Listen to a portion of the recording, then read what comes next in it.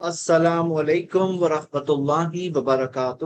الحمدللہ والصلاۃ والسلام علی رسول اللہ وعلی آلہ وصحبہ اجمعین، اما بعد۔ رمضان کے بعد ایک لمبے بریک کے بعد ہم آج فائنلی اپنی قرآن اسٹڈی کلاس پھر شروع کر رہے ہیں، اور آج ہم پڑھیں گے انشاءاللہ قرآن کی ایک بہت ہی بیوٹیفل سورہ، سورۃ الانشقاق۔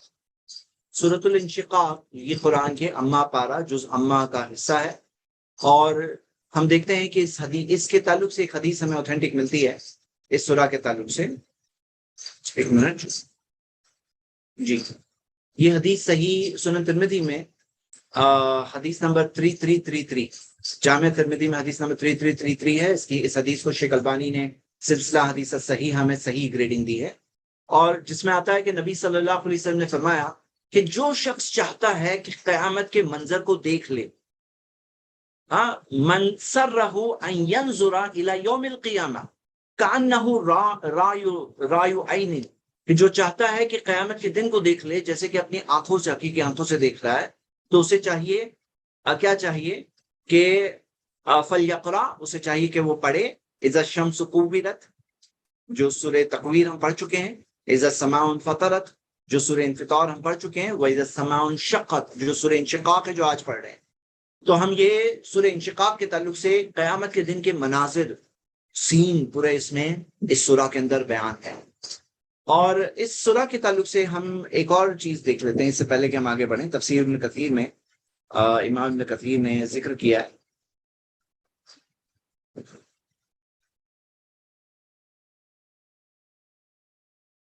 یہاں پہ مسنگ ہے، چلیے میں بتا دیتا ہوں آپ لوگوں کو۔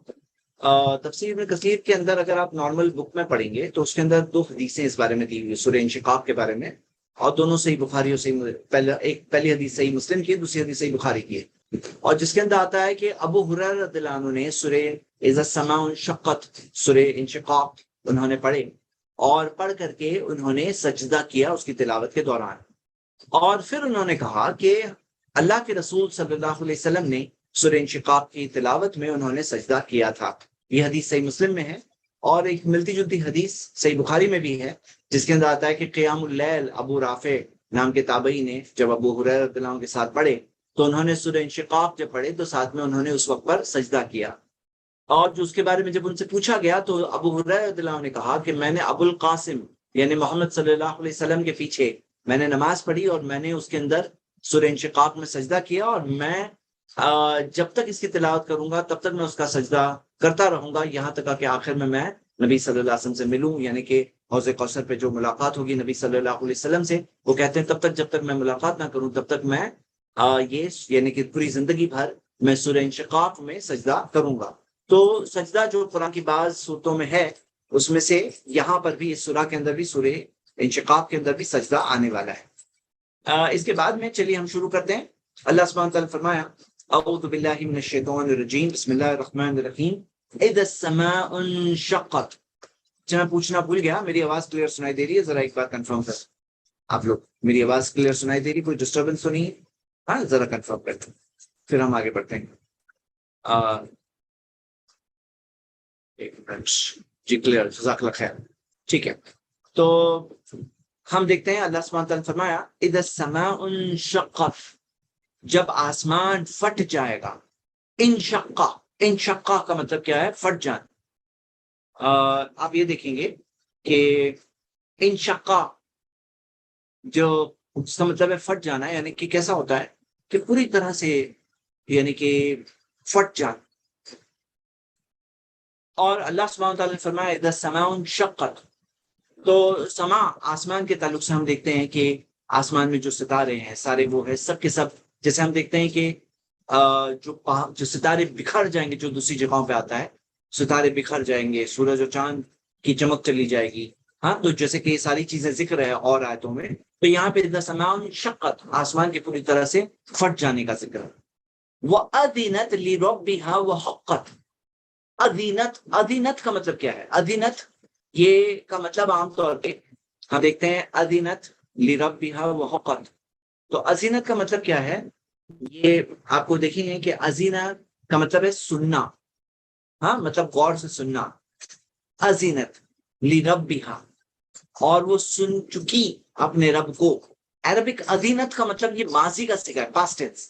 لیکن یہ ایک بات ہے جو میں آپ سب کو بتاؤں کہ یہ ایک آپ دیکھیں گے کہ ابھی جو عربک زبان ہے اور جو کلاسیکل عربک جو عربک زبان ہے وہ زبان کے اندر یہ ایک difference ہے کہ آپ اگر کلاسیکل عربک کو دیکھیں تو اس کے اندر آپ دیکھو گے کہ پاسٹ ٹینس یقین کے طور پر، مطلب کوئی چیز جو بالکل یقینی ہے اس کے لیے آپ دیکھو گے کہ پاسٹ ٹینس استعمال ہوتا ہے. ہاں کلاسیکل عربک میں پاسٹ ٹینس استعمال ہوتا ہے، یعنی بھلی کوئی چیز فیوچر کی ہے لیکن جو بالکل گارنٹیڈ یقینی ہے اس کے لیے پاسٹ ٹینس کا استعمال ہوتا ہے. جیسے پاسٹ ٹینس میں ایک مثال دیتا ہوں، ہمارے عام بول چال کی مثال ہے جس کے اندر جیسے مثال کے طور پہ آپ اگر کوئی آرڈر پلیس کرتے ہو کہ بھائی مجھے یہ کام کر کے چاہیے، مجھے مثال کے طور پہ یہ ساپس لا کر چاہیے، ابھی 10 دن میں چاہیے، تو میں ٹیلر کو بولتا ہوں کہ بھائی پکا مل جائے گا نا، بھلے سمجھو ہو گیا. سمجھو ہو گیا مطلب وہ یقین دلانے کے لیے مجھے کہہ رہا ہے کہ ہو گیا، مطلب پاسٹ ٹینس کا استعمال کر رہا ہے یقین دلانے کے لیے. یہ اردو زبان کی بات. تو ہم دیکھتے ہیں عربک کلاسیکل عربک میں بھی پاسٹ ٹینس ایسی بعض فیوچر کی چیزوں کے لیے بھی استعمال ہوتا ہے جو بالکل یقینی ہے، مطلب کنفرمڈ ہے. ادینت لیربیہا وحقت. اچھا ازینہ سمیع سے فرق ہے. سمیع یعنی سنا، ازینہ کا مطلب ہے سننا، ایک ایسے سننا جس کے اندر اذن بھی اس کے اندر مراد ہے، مطلب کہ اس کے اندر بات ماننا بھی اس کے اندر مراد ہے. ایک ایسا سننا جس کے اندر بات ماننا، مطلب ادینت کہ سن لی اس نے اپنے رب کو، لیربیہا وحقت. اور وحقت، حقت کا مطلب ہے اس کو سننا ہی تھا، مطلب اس کا حق تھا اس کو سننا ہی تھا. مطلب اذا السماء انفطرت، جو آسمان پھٹ جائے گا تو اس کو سننا ہی تھا. وہ حقت اس کا حق ہے، جب اس کے اوپر لازم تھا کہ اس کو سننا ہی تھا. وہ حقت مطلب نہ سنے ایسا ہو ہی نہیں سکتا. اس میں احساس دلایا جا رہا ہے انسان کو کہ انسان کو پہچاننا چاہیے کہ کس طرح سے آسمان، پورا اتنا بڑا آسمان، یعنی کہ السماء جو ہے نا بہت بڑا ہے، بہت بڑا ہے. ہم لوگ سب جانتے ہیں کہ دنیا کے اندر اگر ہم آج کی نالج کے حساب سے دیکھیں تو بتاتے ہیں کہ 93 بلین لائٹ ایئرز کا یونیورس ہے. یہ ہمارا سمائے دنیا ہم کہیں گے، دنیا کا آسمان، اس کے اوپر اور 6 آسمان. یہ دنیا کا آسمان 6، یعنی آپ دیکھیں گے کہ 93 بلین لائٹ ایئرز کی اس کا ڈائمیٹر ہے، وڈتھ ہے، چوڑائی. تو وہ ادینت لیربیہا وہ حقت، اس کے لیے لازم ہے سننا. وہ اس کے لیے لازم ہے سننا. اس میں ایک احساس دلایا جا رہا ہے انسان کو کہ انسان کو سننا چاہیے تھا اپنے رب کی پکار. ہاں انسان کو سننا چاہیے تھا اپنے رب کی بات، اپنے رب کی فرما برداری کرنی چاہیے تھی، انسان کو کرنی چاہیے تھی. وَأَذِنَتْ لِرَبِّهَا وَحُقَّتْ. تو یہاں پہ ہم یہ بات دیکھ رہے ہیں کہ ایک بہت اہم بات آ رہی ہے، اور آپ دیکھوں گے میں اس کو کنیکٹ کرنا چاہتا ہوں. اب انسان کا معاملہ کیا ہے؟ ہم سورہ، ابھی اس سے پہلے سورہ 84 ہے نا، یہ 83 پڑھے تھے ہم نے. 83 میں کیا آیا تھا انسان کے بارے میں؟ وَمَا يُكَذِّبُ بِهِ إِلَّا كُلُّ مُعْتَدٍ أَثِيمٍ، کہ اللہ کا انکار وہ کرتے ہیں جو معتد، حد پار کرنے والے، اثیم گنہگار. تو انسانوں کا معاملہ کیا ہے؟ انسانوں میں بہت سارے حدوں کو پار کرنے والے گنہگار ہوتے ہیں جو اللہ کی بات نہیں سنتے ہیں. لیکن آسمان کا معاملہ ایسا نہیں ہے. وہ حقت، اس کے لیے لازم ہے کہ وہ سنے گا. اس میں یہ بات بھی دیکھتے ہیں کہ بہت سارے مذہبوں میں وہ لوگ یہ مانتے ہیں کہ آسمانوں پہ جو کنٹرول ہے، آسمانوں پہ کنٹرول ہے، زمین پہ نہیں ہے، ایسا سمجھتے ہیں. تو اسی وجہ سے اس کے بعد میں ہم دیکھتے ہیں زمین کی بات بھی آنے والی. تو اللہ تعالیٰ کا کنٹرول آسمانوں پر بھی ہے اور زمین پر بھی ہے. یہ بات کو ہمیں سمجھنا چاہیے. تو یہاں پہ ازینہ کے اندر ہم نے بات دیکھی کہ ازینت لیربیہا وحقت. ازینت سے اس نے سن لی اپنے رب کی بات اور اس کے لیے لازم تھا سننا. مطلب آسمان جو پھٹے گا تو اللہ کی بات یقینی سنے گا، ہاں، اور اس کے لیے لازم ہے سننا. یہ لازم ہے سننے سے ہم ایک بات سمجھتے ہیں. جیسے میں آپ کو ایک بہت بیوٹیفل بات بتانا چاہتا ہوں. قرآن میں بعض جگہوں پہ آپ کو یہ جملہ ملے گا، طوعاً او کرہن. طوعاً او کرہن، طوعاً کا مطلب ہے کہ ولنگلی، اپنی مرضی سے، اور کرہن یعنی اپنے انولنگلی، مرضی کے بغیر. جیسے قرآن کے اندر سورہ آل عمران میں آیت ہم پڑھنے والے ہیں آگے انشاءاللہ، سورہ 3 کی آیت نمبر 83 ہے. اللہ تعالیٰ نے فرمایا افغیر دین اللہ یبغون وَلَهُ أَسْلَمَ مَنْ فِي السَّمَاوَاتِ وَالْأَرْضِ. کیا وہ اللہ کے دین کے علاوہ کوئی اور دین چاہتے ہیں جب اس کے سامنے سرنڈر کر چکے جو کچھ آسمان میں ہے، جو کچھ زمین پر ہے؟ تو انو کرہن، چاہے ولنگلی یعنی اپنی مرضی سے، او کرہن، کرہن کا مطلب انولنگلی، بغیر مرضی کے. وَإِلَيْهِ يُرْجَعُونَ، اور اسی کی طرف واپس لوٹنا ہے. مطلب آسمانوں کو سننا ہے، اور اس میں کرہن جو دیا ہے، جیسے قرآن میں 3 آیتیں اس طرح کی، سورہ رعد میں بھی ہے، سورہ 13 کے آیت نمبر 15، وَلِلَّهِ يَسْجُدُ مَنْ فِي السَّمَاوَاتِ وَالْأَرْضِ، اللہ کے سامنے سجدہ کرتے ہیں جو کچھ آسمان میں زمین میں. تو انو کر، چاہے ولنگلی چاہے انولنگلی. وَظِلَالُهُمْ بِالْغُدُوِّ وَالْآصَالِ، ان کے سائے بھی سجدہ کرتے ہیں صبح اور شام۔ اور جیسے آسمان و زمین کو بنانے کی بات تھی تو آسمان و زمین کو کہا گیا ایتیا طوعا وکرہا، کہ آ جاؤ اپنی ولنگلی آؤ یا بغیر مرضی کے آؤ۔ تو قالتا اتینا طائعین، تو آسمان و زمین نے کہا کہ ہم فرما برداری سے آتے ہیں۔ یہاں پہ بات کیا ہے، پوائنٹ سمجھیے، پوائنٹ یہ سمجھیے کہ یہ جو آسمان و زمین نافرمانی کرے تو ہو ہی نہیں سکتا، وہ حقت لازم ہے اس کے لیے سننا، مطلب ہو ہی نہیں سکتا۔ لیکن اگر اختیار ہوتا تو انسان کو جیسے ایک احساس دلایا جا رہا ہے کہ اگر اختیار ہوتا کہ نہ مانتے اللہ کی بات تو بھی ماننا پڑتا۔ اللہ تعالیٰ القہار، الجبار، جو زبردست طاقت والا، اس کی مرضی کے آگے کسی کی مرضی نہیں۔ وہ حقت، یہاں پہ احساس لاؤ، اس میں وہ حقت کے اندر احساس لاؤ کہ ہم کس کی بات کر رہے ہیں۔ جو لوگ اللہ کی نافرمانی کرتے ہیں تو کس کی نافرمانی کرتے ہیں، ان کے اندر یہ احساس ہونا چاہیے۔ وہ ازینت لربھا وہ حقت۔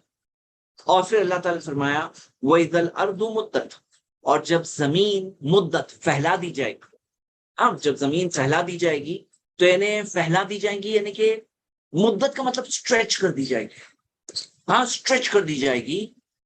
اور جیسے کہ پھیلا دی جائے، جیسے آپ روٹی کو بناتے بناتے پھیلاتے ہو بیل بیل کر، مدت سٹریچ کر دی جائے گی۔ تو زمین یعنی کہ بہت بڑی ہونے والی، آپ کو پتا ہے نا زمین کا معاملہ، آپ کو پتا ہے زمین جو ہے یہ اللہ تعالیٰ نے کیا فرمایا زمین کے تعلق سے، اللہ تعالیٰ نے فرمایا جیسے مثال کے طور پہ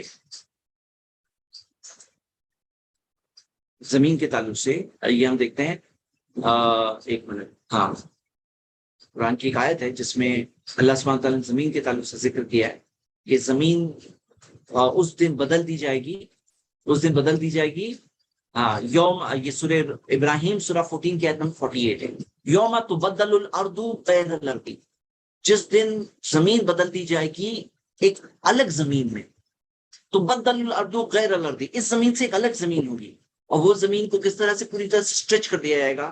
تفسیر السعدی میں وہ کہتے ہیں کہ یہ تاکہ سارے انسان ہیں ہر زمانے و دور کے، اس میں اس زمین میں جو زندہ ہونے والے ہیں ایک ساتھ میں، سارے انسان ساری جنات جو سب کے سب زندہ ہونے والے ہیں ایک ساتھ میں سب کو زندہ کیا جائے گا، تو غیر الارضی، اور اس کے اندر کوئی پہاڑ نہیں ہوگا، کوئی ویلی نہیں ہوگی، بالکل فلیٹ پلین ہوگا وہ زمین، تو بدل الارض غیر الارضی، اس زمین سے ایک الگ زمین ہوگی۔ اس کی کیفیت اللہ ہی جانتا ہے، کیونکہ جب کائنات ختم ہونے والی ہے اس کے بعد جو زمین بنے گی اس زمین کو جس طرح سے پھیلا دیا جائے گا اللہ تعالیٰ نے بتایا، اور پھر کیا فرمایا وَإِذَا الْأَرْضُ مُدَّتْ، کہ زمین سٹریچ کر دی جائے گی۔ اس کے بعد آتا ہے وَأَلْقَتْ مَا فِيهَا وَتَخَلَّتْ، وَأَلْقَتْ مَا فِيهَا، وہ نکال دے گی اپنے باہر، اپنے اس کے اندر جو ہے وہ القا کا مطلب ہے وہ ڈال دے گی، یعنی کہ القت ما فیہا، جو اس کے اندر ہے وہ اللہ وہ نکال دے گی، وہ تخلت کا مطلب خالی ہو جائے گی، مطلب زمین القت ما فیہا یہ بھی ماضی کا صیغہ ہے۔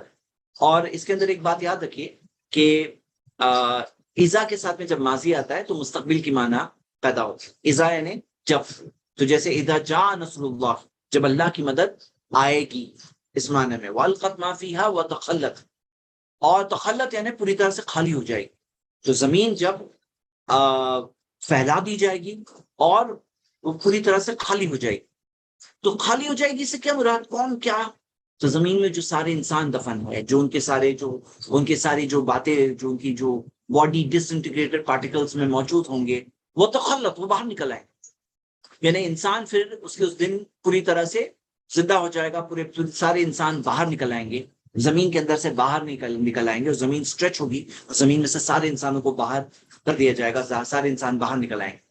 اور آپ کو پتا ہے سورہ زلزال میں ہم کیا پڑھتے ہیں، سورہ 99 کی آیت نمبر 2، وَأَخْرَجَتِ الْأَرْضُ أَثْقَالَهَا، اور زمین اپنے بوجھ کو، سارے بوجھ کو باہر نکال دے گی۔ اب تو زمین کیا ہے، وَأَلْقَتْ مَا فِيهَا وَتَخَلَّتْ، قیامت کے دن کا منظر ہے، وَأَلْقَتْ مَا فِيهَا وَتَخَلَّتْ۔ اور پھر اللہ تعالیٰ نے فرمایا وَأَذِنَتْ لِرَبِّهَا وَحُقَّتْ، وہ سنے گی اپنے رب کو، اور حقت اس کے لیے لازم ہے کہ وہ سنے، لازم ہے اس کے لیے سنے، تو یہ اس کا حق ہے کہ اس سنے، اپنے رب کو سنے، اس جس نے اسے بنایا اس کی بات نہیں سنے گی کیا، تو زمین بھی سنے گی، آسمان بھی سنے گی۔ تو یعنی ہم نے اس میں وہ سوال کا، وہ بات کا بھی جواب دیکھا کہ جو لوگ سمجھتے ہیں کہ زمین کے پاس کنٹرول نہیں اللہ کا، جیسے گریک گاڈس کی کہانیاں سنتے ہیں لوگ کہ گریک گاڈس کا آسمانوں پہ کنٹرول ہے، زمین پہ نہیں، تو اللہ تعالیٰ نے بتایا کہ آسمان بھی سنے گا اللہ کی بات، زمین بھی سنے گی، اور آسمان پھٹ جائے گا، زمین پھیل جائے گی، اس میں سے سارے انسان، سارے معافی میں سے جو کچھ اس کے اندر ہے سب باہر نکل آئے گا۔ تفسیر سعدی میں انہوں نے ذکر کیا ہے، وہ کہتے ہیں کہ معافی وہ تخلت، اس کے اندر جو کچھ ہے، مطلب اس زمین کے اندر جو خزانے بھی ہے، زمین کے اندر جو ساری چیزیں سب باہر نکل آئیں گے، تب انسان دیکھ کے افسوس کرے گا کہ ہم نے اس کے لیے اپنی آخرت کو بیچ دی، اتنی بڑی ہماری زندگی کو بیچ دیا۔ والقت ما فیہا وتخلت، جو چیزوں کے لیے لوگ بیچ دیتے ہیں وہ سب چیزیں باہر نکل آئے گی۔ وَأَذِنَتْ لِرَبِّهَا وَحُقَّتْ، اور وہ اپنے رب کی بات سنے گی اور وہ اس کے لیے لازم ہے۔ یہ 4 آیتوں کے بعد اللہ سبحانہ تعالیٰ نے فرمایا یا ایھا الانسان، اے انسان، اے انسان۔ تو یہ جو خطاب ہے نا یا ایھا الانسان، آپ سب کو پتا ہوگا کہ یہ دوسری بار ان صورتوں میں آ رہا ہے۔ یا ایھا الانسان ہم پڑھ چکے ہیں، ما غرک بربک الکریم، یہ آیت پڑھ چکے ہیں ہم، کہ تجھے کیا چیز نے تیرے رب کریم کے تعلق سے دھوکے میں ڈال دیا، کیا چیز نے دھوکے میں ڈال دیا۔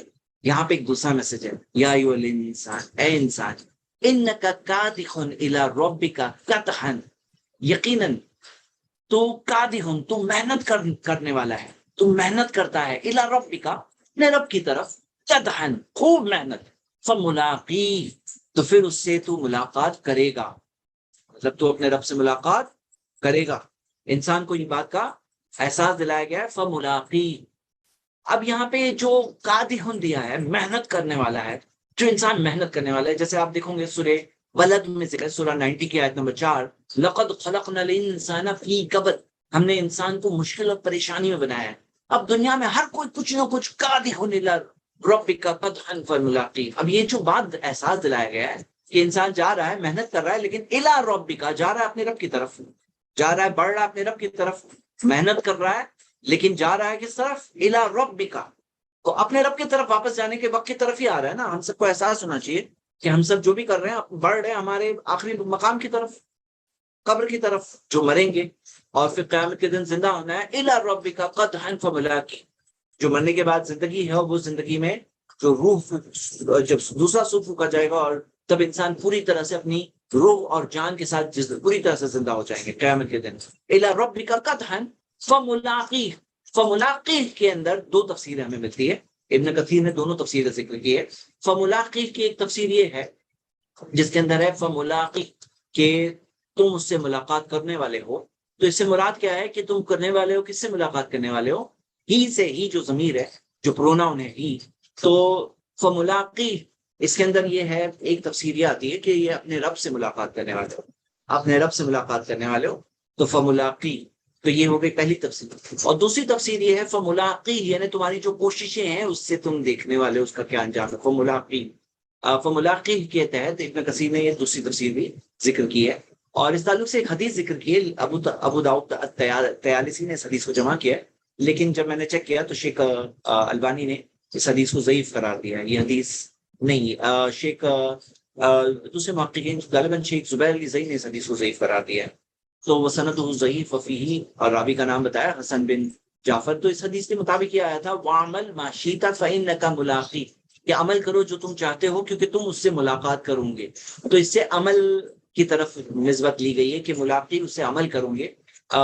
تو یہ ہم دیکھتے ہیں کہ یہ جبریل نے نبی صلی اللہ علیہ وسلم سے کہا، حدیث سندن ضعیف ملتی تو ہم اس سے تفسیر نہیں لیتے ہیں، لیکن ہم یہ دیکھتے ہیں کہ جو ہی ضمیر سے مفسرین دونوں طرف گئے ہیں کہ کس طرف، فملاقی۔ اب ہم کیا سمجھیں؟ ہم دونوں باتیں سمجھ سکتے ہیں، ان الی ربک قدحا فملاقی، کہ تم ملاقات کروں گے اپنے رب سے اور ملاقات کروں گے، دونوں باتیں بھی صحیح ہیں، کیونکہ ہم دیکھتے ہیں کہ جب یہ چیزوں کی وضاحت نہیں ہوتی اور دونوں امکانات ہوتے ہیں تو دونوں باتیں ہمارے سامنے رکھی گئی ہے، دونوں باتیں اپنی جگہ پہ صحیح ہے، کہ ہم اپنے کوششوں سے جو کام ہم کرتے ہیں اس سے دیکھیں گے، قدحن جو محنت کرتے ہیں، کوشش کرتے ہیں، کیا کر رہے ہیں؟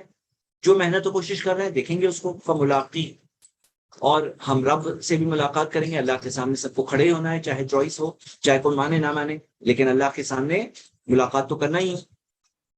پھر اللہ تعالیٰ نے فرمایا فَأَمَّا مَنْ أُوتِيَ كِتَابَهُ بِيَمِينِهِ، پھر وہ جسے اپنی کتاب اپنے داہنے ہاتھ میں، سیدھے ہاتھ دی گئی، تو دائیں ہاتھ میں جسے دی جاتی ہے اس کا کیا معاملہ ہے؟ اس کا کیا معاملہ ہے؟ اور آپ جانتے ہو کہ یہ کتاب کے تعلق سے، حساب کے تعلق سے باتیں آ چکی ہے، جو ہم پچھلی اس کے اندر پڑھ چکے ہیں۔ ہاں، فمولا ہم داہنے ہاتھ کے تعلق سے، جب آپ کو پتا ہے کہ پچھلے سورہ مطففین جب ہم نے پڑھا تھا تو مطففین کے اندر یہ اعمال نامے کے تعلق سے باتیں ذکر ہے متففین کے تعلق سے، اور یہاں پہ اعمال کے تعلق سے اور باتیں ہمیں پتہ چلنے والی ہے. جو اعمال نامہ ہے اس کے تعلق سے اور باتیں، جیسے کتاب الابرار اور کتاب الفجار جو سورہ متففین میں ہم نے پڑھے تھے. آپ میں سے جو لوگ سورہ متففین کی تفسیر میں نہیں موجود تھے تو ضرور کور کریے. جو آپ کا چھوٹ گیا ہے ضرور کور کر لیجیے انشاءاللہ. اس کی اسٹڈی جو ہم نے کیا سورہ 83 سورہ 83 سورۃ المطففین، تو اس کا آپ پڑھیے. کتاب الابرار کتاب الفجار وہاں پہ ذکر ہے. یہاں پہ کیا دیا، من اوتی کتابہ بیمینی، جسے کتاب اپنی داہنے ہاتھ میں، رائٹ ہینڈ میں دی جاتی ہے، اس کا کیا معاملہ ہے؟ اللہ تعالیٰ نے فرمایا فسوف یحاسب حسابا یسیرا، تو بہت جلد اسے ایک بہت آسان حساب دیا جائے گا. اسے ایک آسان حساب دیا جائے گا، حسابا یسیرا، آسان حساب دیا جائے گا. اس بارے میں ایک بہت انٹرسٹنگ ڈسکشن ہوا تھا جس میں عائشہ رضی اللہ عنہا نے ایک سوال پوچھا تھا اللہ کے رسول محمد صلی اللہ علیہ وسلم سے، اور یہ حدیث صحیح بخاری صحیح مسلم سب جگہوں پر ہے. تفسیر ابن کثیر میں انہوں نے مسند احمد کا ایک ورژن ذکر کیا ہے، اور یہ بخاری مسلم کی بہت مشہور حدیث ہے. تو اللہ کے رسول صلی اللہ علیہ وسلم نے فرمایا من نوقش الحساب عذب، جس کا حساب میں اس کے نوقشہ، اس کی پوچھ تاچھ ہو جائے تو پھر اسے عذاب ملے گا. تو یہ نبی صلی اللہ علیہ وسلم نے حدیث میں کہا، کیا کہا؟ من نوقش الحساب عذب، جس کے حساب میں اس سے پوچھ تاچھ ہو جائے تو اسے عذاب مل کے رہے گا.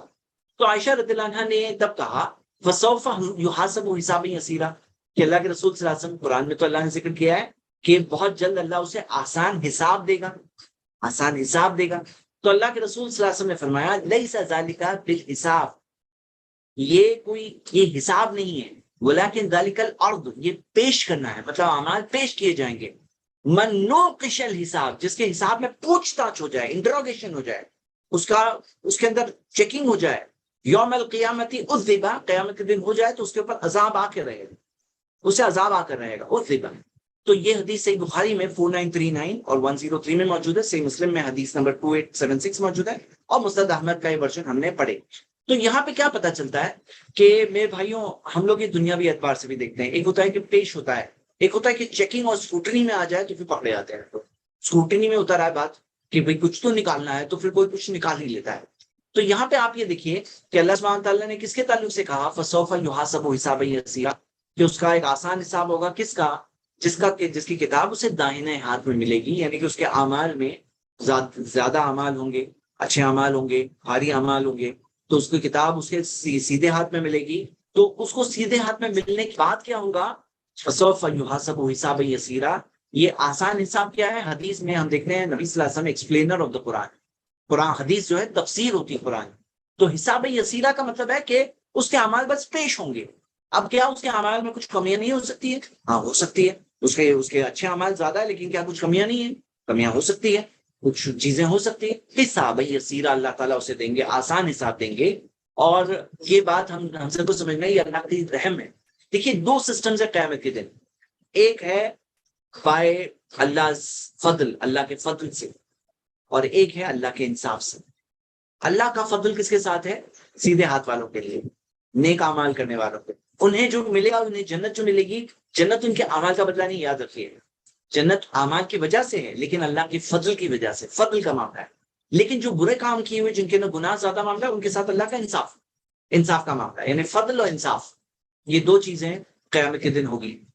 قیامت کے دن جو جنت جائیں گے وہ کوئی انصاف کی وجہ سے جنت نہیں جائیں، وہ اللہ کے فضل کی وجہ سے جنت جائیں. مطلب اعمال کیے ہیں انہوں نے، جزام بما کانوا یعملون، جو کرتے تھے اس کا بدلہ ہے. ان کے اعمال کی وجہ سے وہ وہاں پہنچیں گے جنت. لیکن جنت کوئی اعمال کا بدلہ نہیں ہے، یاد رکھیے. وہ اللہ کا فضل ہے، وہ اللہ کی طرف سے اتنا بڑا احسان ہے. کیونکہ آپ دیکھیے کہ ہمارے اعمال جو ہیں اس کے بدلے میں جو اللہ نے آلریڈی ہمیں دیا ہے، اتنی ساری چیزیں جو نعمتیں اللہ نے دی ہے، یہ سب کوئی چھوٹی چیز نہیں ہے. اور جنت جتنی بڑی چیز، وہ ہمارے ان اعمال کا بدلہ ہم سمجھے تو ایسا نہیں ہے. یہ اس کی وجہ سے بھلے ہی ہے، لیکن وہ اللہ کے فضل کی وجہ سے ملے. لیکن جہنم جو ہے بدلہ ہے، وہ انصاف. تو وہ انصاف کا معاملہ ہے، جیسے کہ ہم آگے اس سورہ میں بھی دیکھیں گے. تو فسوف یحاسب حسابا یسیرا، تو اسے ایک بہت آسان حساب ملے گا بہت جلد، سوفا. اور ان قریب، ہاں، وَيَنْقَلِبُ إِلَىٰ أَهْلِهِ مَسْرُورًا، اور وہ لوٹے گا اپنے اہل کی طرف، اپنے گھر والوں کی طرف، مسرورا، خوش ہو کر. اب یہ مسرورا، خوش ہو کر جو لوٹے گا، یعنی کہ آپ خود دیکھیے کہ اس کے جو اعمال ہے اس کے تعلق سے حدیث ہمیں ملتی ہے. جیسے مثال کے طور پر آپ کو یہ حدیث ملے گی جس کے نا آتا ہے کہ کسی کے تعلق سے اللہ تعالیٰ یہ کرے گا، اللہ سبحانہ تعالیٰ اسے اس کے گناہوں کے تعلق سے پوچھے گا، اور پھر لاسٹ میں اللہ سبحانہ تعالیٰ کہے گا کہ جس طرح میں نے دنیا میں تمہارے گناہ چھپائے، میں قیامت کے دن بھی چھپا رہا ہوں. اور اس کے نیک اعمال کی وجہ سے، نیک اعمال کی بنیاد سے اسے جنت میں ڈال دیا جائے گا. اس کے گناہوں کا معاملہ اللہ سبحانہ تعالیٰ کے یہاں اس کی گناہوں کی گرفت و پکڑ نہیں ہوگی. تو اللہ تعالیٰ نے فرمایا کہ یہ کیا ہے؟ داہنے ہاتھ والوں کا معاملہ ہے، جن کے پاس ایمان بھی ہے، عمل بھی ہے، اور ان کے اچھے اعمال زیادہ ہے. داہنے ہاتھ میں ان کو اپنا حساب ملنے والا ہے. تو اللہ سبحانہ تعالیٰ نے ان کے تعلق سے یہ ذکر کیا ہے، وَيَنْقَلِبُ إِلَىٰ أَهْلِهِ مَسْرُورًا. یہ اہل کا جو ذکر ہے، فیملی کا جو ذکر ہے. اب فیملی کے پاس آپ کو پتا ہے قیامت کے دن، تو ہم نے یہ باتیں پڑھی ہیں کہ قیامت کے دن جو مجرمین ہیں ان کے تعلق سے علماء بتاتے ہیں، تفسیر میں آتا ہے کہ کمپیریزن کریے، ایکسکیوز می، کمپیریزن کریے کہ مجرمین یوم یفر المرء من اخیہ، ایک شخص بھاگے گا اپنے بھائی سے، وہ امیہ و ابیہ، اپنی والدہ سے، اپنے والد سے، وہ صاحبتہ و بنی، اپنی بیوی سے، اپنے بچوں سے. ہر کسی کو خود کی فکر ہوگی. تو یہ بات ہے قیامت کے دن کا ایک منظر یہ ہے. لیکن جب فیصلہ ہو گیا اور جنت پہنچ گئے تو جنت کے اندر کیا ہوگا؟ یہاں پہ آ رہا ہے وَيَنْقَلِبُ إِلَىٰ أَهْلِهِ مَسْرُورًا، وہ اپنے گھر والوں کے پاس جائے گا خوش ہو کر. جیسے آدمی خوش ہوتا ہے تو کس کو سب سے پہلے بتاتا ہے؟ گھر والوں کو بتاتا ہے. تو وہ گھر والوں کے پاس جا کر کہے گا، بتائے گا کہ دیکھو کتنی خوشی کی بات ہے، الحمدللہ مجھے جنت مل گئی. يَنْقَلِبُ إِلَىٰ أَهْلِهِ مَسْرُورًا. مفسرین بتاتے ہیں کہ اس میں یہ بات کی بھی دلیل ہے کہ اس کے گھر والے جو ہیں وہ اس کے ساتھ ہوں گے جنت سے. مطلب گھر والوں کو الگ الگ نہیں رکھا جائے. سورہ 52 کے اندر ہم نے آلریڈی پڑھ چکے ہیں یہ بات، سورہ طور میں آیت نمبر 21، والذین آمنوا، جو لوگ ایمان لے آئے، واتبعتہم ذریتہم بایمان، اور ان کے اولاد بھی ان کے پیچھے چلی ایمان میں. مطلب جو ایمان لے آئے ان کی اولاد نے بھی ایمان میں ان کا ساتھ دیا. الحقنا بہم ذریتہم، ہم ان کے اولاد کو ان کے ساتھ ملا دیں گے. وما التناہم من عمل، اور ان کے اعمال میں سے کچھ بھی کمی نہیں کریں. مطلب کوئی بھی چیز کا ان کو محروم نہیں کیا جائے. من عملہم من شیء، کچھ بھی نہیں. کل امرئ بما کسب رہین، کہ ہر شخص کو جو اس نے کیا اس کے گروی رکھا جائے گا. تو ہم یہ دیکھتے ہیں کہ یہاں پر اللہ سبحانہ تعالیٰ نے سورہ 52 سورہ طور کی آیت نمبر 21 میں جو ذکر کیا کہ الحقنا بہم ذریتہم، اللہ ان کی اولاد کو ان کے ساتھ ملا دے گا. مطلب جو نیک کام کرنے والے ہیں نا ان کے ساتھ ان کی اولاد کو اللہ تعالیٰ ملا دے گا. یہ بہت پیاری سی بات کی گئی ہے. اور پھر ساتھ میں یہ بھی ذکر ہے وما التناہم من عملہم من شیء، کہ ان کے اعمال میں سے کوئی چیز سے محروم نہیں کیا جائے گا. کیا بات نکلتی ہے یہاں پہ؟ یہاں پہ یہ بات نکلتی ہے کہ سب کو ساتھ میں ملا دیا جائے گا، ان کے اعمال میں کوئی کمی نہیں کی جائے گی. بہت بڑی بات، بہت بڑی بات ہے. مطلب آپ یہ بات غور کریں کہ آپ اس بات پر غور کریں کہ ان کے اعمال میں کمی نہیں ہوگی. اس کا مطلب کیا ہے؟ ایک تو ملا دیا جائے گا، اور اعمال میں کمی نہیں ہوگی. اس کا کیا مطلب ہے؟ اس کا یہ مطلب ہے کہ مان لو کہ کوئی جنت کے اندر نیچے درجے میں ہے، کوئی اونچے درجے میں، فیملی کے ایک ہی خاندان والے، کوئی اوپر ہے کوئی نیچے ہے. اب اس کے اندر کیا کیا جائے گا؟ ان کو ساتھ میں ملا دیا جائے گا. تو کہاں ملایا جائے گا؟ کیا اوپر والے کو نیچے لایا جائے گا یا درمیان میں لایا جائے گا؟ تو نہیں، اللہ تعالیٰ کا ان کے اعمال میں اللہ کچھ بھی کمی نہیں کرے. مطلب کوئی اس کے اندر درجہ کم نہیں کیا جائے کہ بھائی تمہارا یہ لیول کے اعمال ہے، اب تمہیں کم لیول کے عمل کر کے یہاں تک لانا پڑے گا. تو اس میں ایک بہت خوشخبری کی بات یہ ہے، جیسے ہوتا ہے کبھی کبھار فیملی کے اندر کوئی ایک شخص بہت نیک ہوتا ہے، تو ایسا بھی دیکھا جاتا ہے کہ دوسرے لوگ اس کے ساتھ کوپریشن کرنے کی جگہ اس کو پیچھے کھینچنے کی کوشش کرتے ہیں. وہ بہت نیک بننے کا شوق ہے، بہت اچھے کام کرنے کا شوق ہے، ہاں، تو مطلب کھینچنے کی کوشش کرتے ہیں. ان کو یہ بات سمجھنا چاہیے. جیسے آج یہ بات آئی ہمارے سامنے، آیت نمبر 9 کھلی ہوئی ہے، وَيَنْقَلِبُ إِلَىٰ أَهْلِهِ مَسْرُورًا، کہ وہ اپنے گھر والوں کے پاس جائے گا خوش ہو کر. ہاں، اور جیسے ہم نے سورہ طور کی آیت ہم نے پڑھے کہ الحقنا بہم ذریتہم، ان کے اولاد ان کے ساتھ ملا دیے جائیں گے. مطلب کہ اگر فیملی کا کوئی ممبر، اگر ایک شخص بھی آگے جا رہا ہے، اوپر جا رہا ہے، تو باقی کو بھی وہاں پر ان کے ساتھ ملا دیا جائے گا. یہ بہت خوشخبری کی بات ہے، یہ خوشخبری کی بات ہم سب کے لیے. لیکن خوشخبری کی بات ہوگی تو ایک اور بات غور کریے، مسرورا، خوش ہو کر وہ جائے گا. مسرورا، خوش ہو کر جائے گا. تو یہ بھی بہت ایک پیاری سی بات ہے کہ مسرورا، یہ خوشی کیا ہوگی؟ اسے یہ خوشی ہوگی کہ وہ جہنم کی آنکھ سے بچ گیا. ہاں، جہنم کی آنکھ سے بچ گیا. اللہ تعالیٰ کی رضا اسے مل رہی ہے. جنت مل رہی ہے، مسرورا، اللہ کا دیدار، ہاں، وجوہ یومئذ ناظرہ الی ربہا ناظرہ، اس دن کچھ چہرے روشن ہوں گے، اپنے رب کا دیدار کر رہے ہوں گے، تو مسرورا، بہت خوش ہوگا وہ، تو یہ ریئل خوشی ہے۔ اچھا، اس بات کو ہم کمپیئر کرتے ہیں اس بات سے کہ ہم نے ابھی جو سورہ مطففین جو پچھلی پڑھے تھے، سورہ مطففین کے اندر ہم نے کیا پڑھے تھے؟ ہم نے وہ برے لوگوں کے بارے میں پڑھے، کیا پڑھے تھے؟ وہ برے لوگوں کے بارے میں جو مذاق اڑایا کرتے تھے، مسلمانوں کا مذاق اڑایا کرتے تھے، اور میں آپ کو یہ بات پڑھ کے سنانا چاہتا ہوں۔ ہم نے کیا پڑھے تھے؟ ان الذین اجرموا، یقیناً وہ لوگ جو جرم کرتے ہیں، کانوا من الذین آمنوا یضحکون، وہ ایمان والوں پر ہنستے ہیں، ہاں، وَإِذَا مَرُّوا بِهِمْ يَتَغَامَزُونَ، اور جب ان کے پاس سے گزرتے ہیں تو مذاق اڑاتے ہوئے ایک نظریں اس طرح سے، یتغامزون یعنی کہ چڑھاتے ہوئے ہنستے۔ وَإِذَا انقلبوا إِلَىٰ أَهْلِهِمْ انقلبوا فَكِهِينَ، اور جب اپنے گھر والوں کے پاس واپس جاتے ہیں تو فقیہین کا مطلب ہوتا ہے جیسے کہ ہنستے ہوئے، ہاں، یا مذاق اڑاتے ہوئے۔ فقیہین، مسلمانوں کا، ایمان والوں کا، دیکھو یہ لوگوں کو، دیکھو یہ لوگ کیسے ہیں، فقیہین۔ اب یہ لوگوں کا معاملہ ایسا تھا دنیا میں، اور پھر کیا ہے یہاں پہ ایمان والوں کا معاملہ ہے، کیا ہے؟ وَيَنْقَلِبُ إِلَىٰ أَهْلِهِ مَسْرُورًا، ہاں، کتنی پیاری بات ہے کہ ہم یہ چاہتے نہیں چاہتے کہ ہم اپنے گھر والوں کے ساتھ، فیملی کے ساتھ ہم پہنچیں، جنت پہنچیں، اور وہاں پہ گھر والے بھی جنت میں ہیں، اور ہم جا کر ان کو خوشی کے ساتھ یہ خبر سنائیں، کتنی بڑی بات ہوگی۔ تو یہ ہمیں کرنا چاہیے، اور ہمیں اس بات کی طرف، اس چیز کی کوشش کرنا چاہیے۔ وَيَنْقَلِبُ إِلَىٰ أَهْلِهِ مَسْرُورًا، اللہ سے دعا، اللہ ہم سب کو یہ سعادت، یہ خوبصورت چیز اللہ تعالیٰ ہمیں عطا فرمائے کہ ہم بھی پہنچے جنت، اور ہمارے فیملی ممبرس بھی جنت پہنچے، اور ہم بھی جائیں اپنے گھر والوں کے پاس خوش ہو کر کہ الحمدللہ، دیکھو میرا حساب، مجھے داہنے ہاتھ میں کتاب ملی ہے، ہاں، اور حساب یسیر، آسان حساب ہوا ہے الحمدللہ، اور جنت پہنچ کر کے اپنے گھر والوں کے ساتھ خوشی کے ساتھ بتائیں ينقلب الى اهله مسرورا، سبحان اللہ۔ ہاں، آگے ہم پڑھتے ہیں، اللہ تعالیٰ نے فرمایا اب دوسری سائڈ، واما من اوتی کتابہ وراء ظہرہ، وہ جسے اپنی کتاب وراء ظہرہ، اپنی پیٹھ کے پیچھے دی جائے گی، پیٹھ کے پیچھے۔ تو ہم دیکھتے ہیں کہ ان کے اصحاب الشمال ہے، یہ بائیں ہاتھ میں دی جائے گی، تو بائیں ہاتھ میں تو ہوگی، لیکن فردر تفصیل کیا ہے کہ وہ پیٹھ کے پیچھے بائیں ہاتھ میں دی جائے گی، وراء ظہرہ، پیٹھ کے پیچھے ان کو اپنے بائیں ہاتھ، لیفٹ ہینڈ میں، الٹے ہاتھ میں دی جائے گی ان کا اعمال۔ اللہ تعالیٰ نے ان کے بارے میں کیا بتایا کہ جو لوگوں کو کتاب دی جاتی ہے، جس کو کتاب دی جاتی ہے وراء ظہرہ، فسوف یدعو ثبورا، بہت جلد، ان قریب وہ پکارے گا، ثبورا، ثبور یعنی بہت ہی سخت لفظ ہے، ہلاکت، یدعو ثبور، یدعو ثبورا، وہ پکارے گا، ہاں، بلائے گا، ثبورا، کہ مجھے ہلاک کر دو، مجھے ختم کر دو، مجھے ختم کر دو۔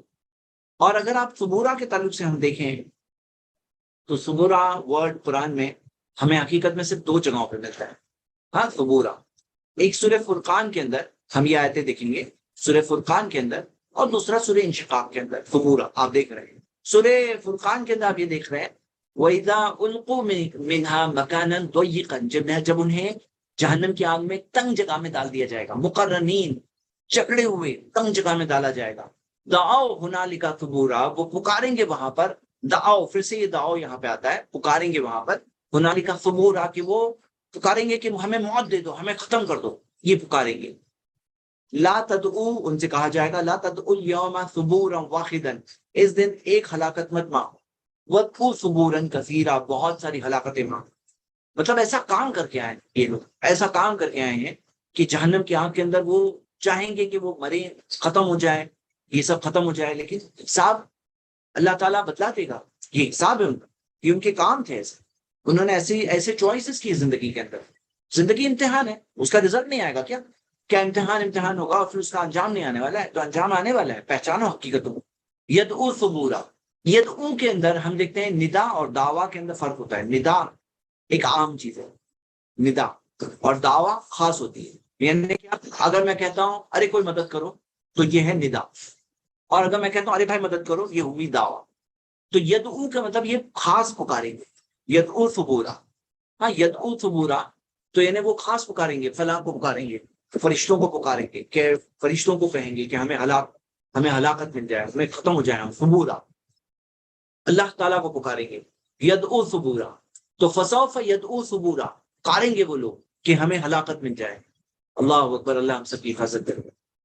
وَيَصْلَىٰ سَعِيرًا، اور انہیں جہنم کی آگ میں، بھڑکتی ہوئی آگ میں، سلگتی ہوئی آگ میں، یسلا داخل کر دیا جائے گا، جلا دیا جائے گا، جلایا جائے گا. یسلا سعیرا، اللہ اکبر، یسلا سعیرا. تو اللہ تعالیٰ نے فرمایا انہو، کیا وجہ تھی دیکھیے، انہو کان فی اہلہ مسرورا، اس سے پہلے وہ اپنے گھر والوں کے ساتھ ہی مسرورا، بہت خوش رہا کرتا تھا. اب یہ کمپیرزن ہو رہا ہے مسرورا اور سورہ، ہم اس سے پہلی والی سورہ میں اس کی ڈیٹیلز بھی پڑھ چکے ہیں کہ کیا بات تھی مسرورا. اور کیا معاملہ ہے، انہو ظن ان لن یحور، کہ وہ یہ گمان میں تھا، انہو ظن، وہ یہ گمان میں تھا، سمجھتا تھا، ان لن یحور، کہ وہ نہیں لوٹایا جائے گا. مطلب کوئی بندے کے بعد زندگی نہیں، بس جو دنیا ہے لے لو لے لو لے لو. ان لن یحورا، کہ وہ اللہ کے پاس لوٹایا جائے گا، ایسا کچھ نہیں کہ اللہ کے پاس لوٹایا جائے گا. اس کا کوئی ایمان و عقیدہ نہیں تھا اس چیز کے بارے میں، اللہ کے بارے میں نہیں تھا، قیامت کے دن کے بارے میں نہیں تھا. تو اللہ تعالیٰ نے فرمایا بلا ان ربہ کان بہ بصیرا، کیوں نہیں، کیوں نہیں لوٹایا جائے گا. ان ربہ کان بہ بصیرا، یقیناً اس کا رب اسے دیکھ رہا تھا، دیکھنے والا تھا، بصیرا. تو اللہ سبحانہ تعالیٰ نے خود کے بارے میں کہا کہ اللہ ہمیشہ دیکھ رہا تھا، کانا بہ بصیرا، کہ اللہ بے دیکھتا تھا، کنٹینیوسلی دیکھتا تھا. اب دیکھتا تھا سے مراد یہ ہے کہ جب اللہ دیکھتا ہے، ہر چیز دیکھتا ہے، البصیر، ہر چیز جانتا ہے، تو پھر کیا حساب نہیں کرے گا؟ کیا وہ بدلہ نہیں دے گا؟ اچھوں کو اچھائی کا انعام نہیں دے گا؟ بروں کو برائی کی سزا نہیں دے گا؟ اللہ تعالیٰ کا بلا، کیسے نہیں، کیوں نہیں. ان ربہ کانا بہ بصیرا، کتنی اسٹرانگ بات دی گئی، کانا بہ بصیرا. اللہ کے دیکھنے کا تقاضا یہ ہے کہ اللہ تعالیٰ انصاف کی وجہ سے، کیونکہ اللہ تعالیٰ کسی پہ ذرہ برابر بھی ظلم نہیں کرے گا، تو پھر اللہ تعالیٰ انصاف کرے گا. اور ایک اور چیز دیکھیے کہ بصیرہ، اللہ تعالیٰ دیکھنے والا ہے، بصیرہ. اور یہاں پہ جو چیزیں ذکر ہے وہ کون سی چیزیں ذکر ہے؟ جو ذکر ہے ظن، گمان.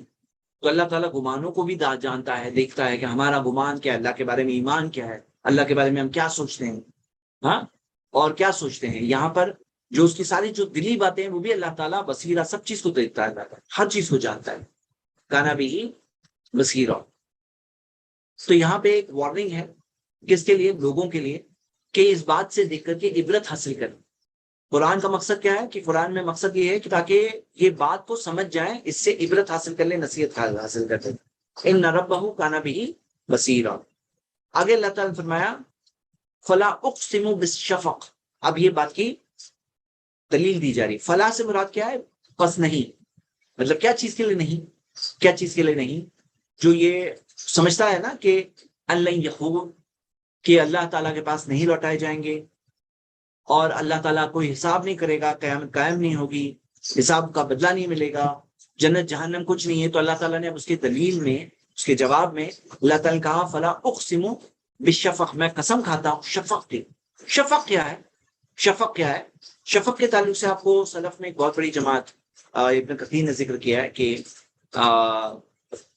علی ابن عباس، عبادہ بن سامت، ابو ہریرہ، اور کئی سارے ساروں کے بارے میں آتا ہے، ابن عمر، کئی ساروں کے بارے میں آتا ہے کہ وہ لوگ سب نے کہا شفق کا مطلب ہے جو رات کے اندر جو آندھے، جو آسمان میں جو لالاس ہوتی ہے، جو ریڈشنس ہوتی ہے، ہاں وہ شفق ہے. اور اس بارے میں ایک حدیث بھی ہے، اللہ کے رسول صلی اللہ علیہ وسلم نے فرمایا وقت المغربی ما لم یغب الشفق، کہ مغرب کا وقت تب تک ہے جب تک شفق نہ ختم ہو جائے. تو شفق کسے کہتے ہیں؟ جو رات میں ٹوائلائٹ ہوتی ہے، یا جسے اردو میں کیا کہیں گے، شفق ہی کہتے ہیں اردو میں، ہاں، قسم ہے شفق کی. تو شفق ہی کہتے ہیں، اردو میں بھی یہ لفظ ہے موجود، شفق. تو جو ٹوائلائٹ جسے کہتے ہیں، جو سرخی ہوتی ہے، مطلب سورج ڈوبنے کے بعد بھی سورج کی جو روشنی باقی رہتی ہے، تو اللہ تعالیٰ نے اس شفق کی قسم کھائی. اور جب اللہ سبحانہ تعالیٰ کوئی چیز قسم کھاتے ہیں تو اللہ سبحانہ تعالیٰ اس کی اہمیت بھی بتاتے ہیں، اور جس چیز کے لیے قسم کھائی گئی ہے اس چیز کی دلیل بھی یہاں پہ موجود ہوتی ہے.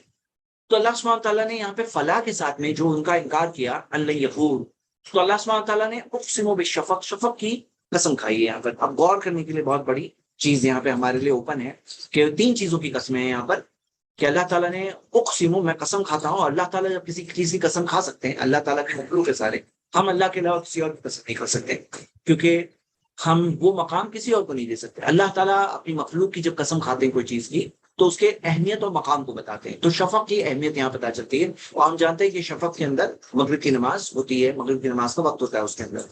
تو اقسم بالشفق واللیل وما وسق، اور رات کی قسم اللہ نے کھائی ہے. وما وسق، وسق کا مطلب کیا ہے؟ جو ساری چیزیں جو اکٹھا ہو جاتی ہیں رات میں، جو اکٹھا ہو جاتی ہے.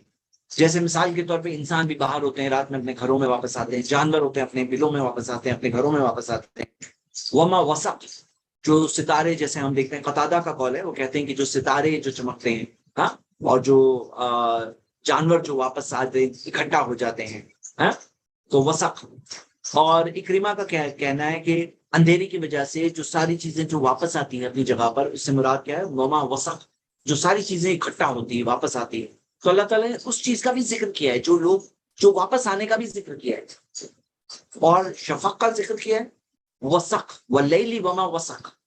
پھر اللہ تعالیٰ نے فرمایا والقمری، والقمری اذا اتسق، اذا اتسق. تو اور چاند کی قسم کھایا اللہ تعالیٰ نے، چاند کی قسم. اذا اتسق، اتسقا کا مطلب کیا ہے؟ اتسقا یتسقو. تو ابن عباس کہتے ہیں کہ اس کا مطلب یہ ہے والقمر اذا اتسق، کا مطلب یہ ہے، ابن کہتے ہیں کہ جب وہ اتسقا مطلب واپس پورا مکمل ہو جاتا ہے، کمپلیٹ ہو جاتا ہے، یعنی فل مون ہو جاتا ہے. الحسن، حسن بصری کہتے ہیں کہ جب وہ مل کر کے پورا فل مون، جب چاند جو پوری فل مون ہو جاتا ہے. اور قتادہ رحمہ اللہ کہتے ہیں کہ جب چاند نے اپنی سائیکل پوری کر لی، ہاں، والقمر اذا اتسق. تو یہاں پہ ہم یہ دیکھ رہے ہیں کہ چاند کا اللہ تعالیٰ نے، چاند میں فل مون جو ہوتا ہے، 14ویں کا چاند کیا کہتے ہیں ہم یہاں پہ اسے کیا کہتے ہیں؟ تو وہ چاند جو فل مون ہوتا ہے اللہ تعالیٰ نے اس کی قسم کھائی ہے. تو پہلے تو اللہ تعالیٰ نے قسم کھائی ہے کس چیز کی؟ شفق کی. پھر رات کی، اور رات جو اکٹھا کرتی ہے. اور پھر چاند کی. سٹیجز میں دیکھو، شفق یعنی دن ختم ہوا، شفق آئی، رات آئی، رات میں سب اکٹھا ہوتے ہیں جو واپس آتے ہیں اپنی جگہ پر. اور پھر یہاں پہ چاند کا ذکر آ رہا ہے، چاند کا ذکر آ رہا ہے. اور پھر اللہ تعالیٰ نے 3 چیزوں کے بعد میں فرمایا، کیا فرمایا؟ لَتَرْكَبُنَّ طَبَقًا عَنْ طَبَقٍ، یقیناً تم ضرور چلو گے، تم ضرور سوار ہوگے. سوار ہونا ہے، رکیبہ یرکبو، سوار ہونا. لَتَرْكَبُنَّ، تم یقیناً سوار ہوں گے. طَبَقًا عَنْ طَبَقٍ، ایک حالت سے دوسری حالت، ایک حالت سے دوسری حالت میں تم یقیناً سوار ہوں گے. طبقاً عن طبق. تو طبقاً عن طبق کے بارے میں کیا آتا ہے؟ صحیح بخاری کی حدیث ہے، عبداللہ بن عباس کہتے ہیں کہ لَتَرْكَبُنَّ طَبَقًا عن طبق، حدیث نمبر 4940 ہے. وہ کہتے ہیں حالم بعد حال، ایک حال کے بعد دوسرا حال. جو تمہارا ایک حال کے بعد دوسرا حال ہوتا ہے، جیسے ہم دیکھتے ہیں کہ ماں کی کوکھ کے اندر سٹیجز میں بچہ آگے بڑھتا ہے، پھر پیدا ہوتا ہے، بیبی ہوتا ہے، سٹیجز میں آگے بڑھتا ہے، بچہ ہوتا ہے، کھانے پینے لگتا ہے، بیٹھنے لگتا ہے، دوڑنے لگتا ہے، ٹین ایجر بنتا ہے، جوان نوجوان ہوتا ہے، پھر عمر بڑھتی ہے، مڈل ایج میں پہنچتا ہے، پھر آگے آگے بوڑھا ہوتا ہے. طبقاً عن طبق، لَتَرْكَبُنَّ طَبَقًا عن طبق، ایک ہی سٹیج میں نہیں رہتے ہو. اس میں ایک بات ہے انسان کے احساس کے لیے، کہ انسان کو یہ بات سمجھنا چاہیے کہ کیسے انسان جو ہے نا طبقاً عن طبق، سٹیجز کے بعد سٹیجز میں آگے بڑھتا ہے. ہاں، سٹیجز کے بعد سٹیجز میں آگے بڑھتا ہے. ہمارے کنٹرول میں نہیں ہوتا ہے کہ ہم ایک ہی سٹیج میں رہ جائیں، ہمیں آگے بڑھتے رہنا ہے. اب آدمی کیا ہے، عمر آگے بڑھ رہی ہے، نوجوان تھا، ابھی عمر آگے بڑھ رہی ہے، بلیو نہیں ہو رہا ہے اسے کیسا ہو رہا ہے، لیکن ہے، ہو رہا ہے، بوڑھا ہو رہا ہے، بال سفید ہو رہے ہیں، جسم کمزور ہو رہا ہے، اس کی خوبصورتی جو تھی جوانی کی وہ جا رہی ہے. تو یہ ساری چیزیں جو ہے یہ طبقاً عن طبق، ایک حالت کے بعد دوسری حالت. لَتَرْكَبُنَّ، تم یقیناً سوار ہوں گے. اس میں ایک بات ہے، انسان کو احساس ہونا چاہیے. کیا چیز کا احساس ہونا چاہیے؟ جس طرح سے ایک سٹیج کے بعد دوسرے سٹیج جاتے ہو، جس طرح سے ہم دیکھتے ہیں کہ شفق، رات، اور چاند نکلتا ہے، فل مون آتا ہے، مون کے بھی سٹیجز ہوتے ہیں. تو طبقاً عن طبق، سٹیجز کے بعد سٹیجز ہوتے ہیں. وہ چیز آگے بڑھنی ہی ہے، وہ بڑھنی ہے. لَتَرْكَبُنَّ، یقیناً تم آگے بڑھو گے. طبقاً عن طبق، یہ احساس ہے. ہم چیزوں کو دیکھ سکتے ہیں، اس کے اندر چینجز دیکھ، ہمارے اپنے آپ کو دیکھ سکتے ہیں کہ ہم بڑھ رہے ہیں. تو کیوں یہ بات نہیں سمجھ سکتے ہیں کہ ہم جس کے پاس سے آئے تھے اسی کے پاس واپس جائیں گے؟ وہ سٹیج بھی ہے. اور وہ سٹیج کے اندر جس میں ہم جوان ہمیشہ نہیں رکھ سکتے اپنے آپ، بچہ اپنے آپ کو نہیں رکھ سکتے. کہتے ہیں کاش میں بچہ ہوتا، نہیں ہوتا ہے. بچے بچپن گیا، اب پھر سے بچے نہیں بننے والے. جوانی آئی، بوڑھے ہو گئے، طبقاً عن طبق. تو یہ ہمارے کنٹرول میں نہیں ہے. اس میں پتا کیا چلتا ہے کہ ہم کتنے بے بس ہیں، ہم کتنے کمزور ہیں. ہم تو بس ٹریول کر رہے ہیں، آگے بڑھتے آ رہے ہیں. Time travel. ہاں، ٹائم ٹریول ہمارا چلتے ہی جا رہا ہے، ہم آگے بڑھتے جا رہے ہیں. طبقاً طبق، طبقاً طبق. اچھا اس کو کمپیئر کریے کہ آگے پچھلی چیز جو ہم نے پڑھے تھے، جو 2 قسموں سے، وہاں سے ہم سٹارٹ کیے تھے ہم نے جو سورہ کو. تو آپ یہ دیکھیے کہ آسمان اور زمین کا اللہ تعالیٰ نے ذکر کیا کہ زمین بھی کیسے آگے بڑھے گی، اس کے سٹیجز ہوں گے. آسمان کس طرح سے پھٹ جائے گا، ہاں ختم ہوئے نا، اینڈ سٹیج ہے. اور زمین اس طرح سے پھیل جائے گی، اور کس طرح سے سارے وہ باہر نکل آئیں گے. ہاں. اور پھر اللہ تعالیٰ نے کیا فرمایا کہ اللہ سبحانہ کیا فرمایا، قادحن الی ربک قدحا فملاقیہ. یہ قدحا فملاقیہ کو ہم کمپیئر کرتے ہیں طبقاً طبق سے، کہ تم اسٹرگل کرتے جا رہے ہو. ہر اسٹیج کا اپنے اسٹرگل، بچے کا اپنے اسٹرگل ہوتا ہے، اس کو کیسے بھی چلنا ہے. ہاں، اس کو کیسے بھی کرال کرنا ہے، پھر چلنا ہے اس کو. ایک اسٹیج کے بعد قادحن الی ربک قدحا، اسٹرگل کرتے جا رہے ہیں. الی ربک، جا رہے اپنے رب کی طرف. یہ بات کو سمجھ لو، تم بڑھتے جا رہے ہو طبقاً طبق الی ربک، بڑھتے جا رہے ہو اپنے رب کی طرف، بڑھتے جا رہے ہو.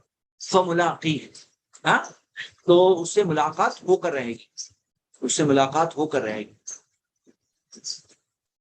اور اللہ سبحانہ تعالیٰ انصاف یقیناً کرے گا. جب دیکھ رہا ہے اللہ تعالیٰ پورا انصاف کرے گا. اچھا ایک بات میں آپ کو بتا دوں، ایک بات بہت امپورٹنٹ ہے کہ جب ایزا آتا ہے، ایزا، تو ایزا کے بعد میں جب یہ ہوگا، تو جب یہ ہوگا تب کیا، جیسے جب یہ ہوگا، یہ جو شروعات ہوئی نا، اذا السماء انشقت، جب آسمان پھٹ جائے، وَأَذِنَتْ لِرَبِّهَا وَحُقَّتْ وَإِذَا الْأَرْضُ مُدَّتْ، جب زمین پھیلا دی جائے گی.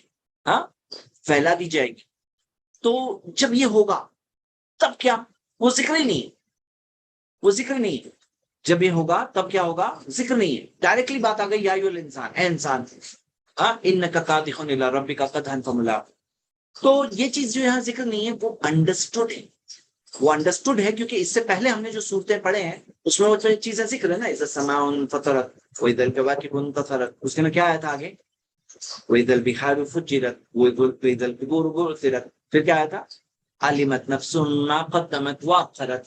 ہاں، سورہ انفطار کے اندر، سورہ 82 کی آیت نمبر 5، کہ تب ایک انسان جانے گا کہ کیا بھیجا، کیا پیچھے چھوڑ دیا. اور اذا سے یہ بات، یہ انڈرسٹوڈ بات آ رہی ہے، انڈرسٹوڈ آ رہی ہے. یعنی کہ کبھی کبھار دیکھو، یہ بھی پوئٹک بیوٹی ہوتی ہے کہ ہر چیز انگلی پکڑ کے بتایا نہیں جاتا ہے، انڈرسٹوڈ باتیں ہوتی ہیں. یہ عربک کے اندر، قرآن کی بلاغت کے اندر یہ بیوٹیفل چیز ہے.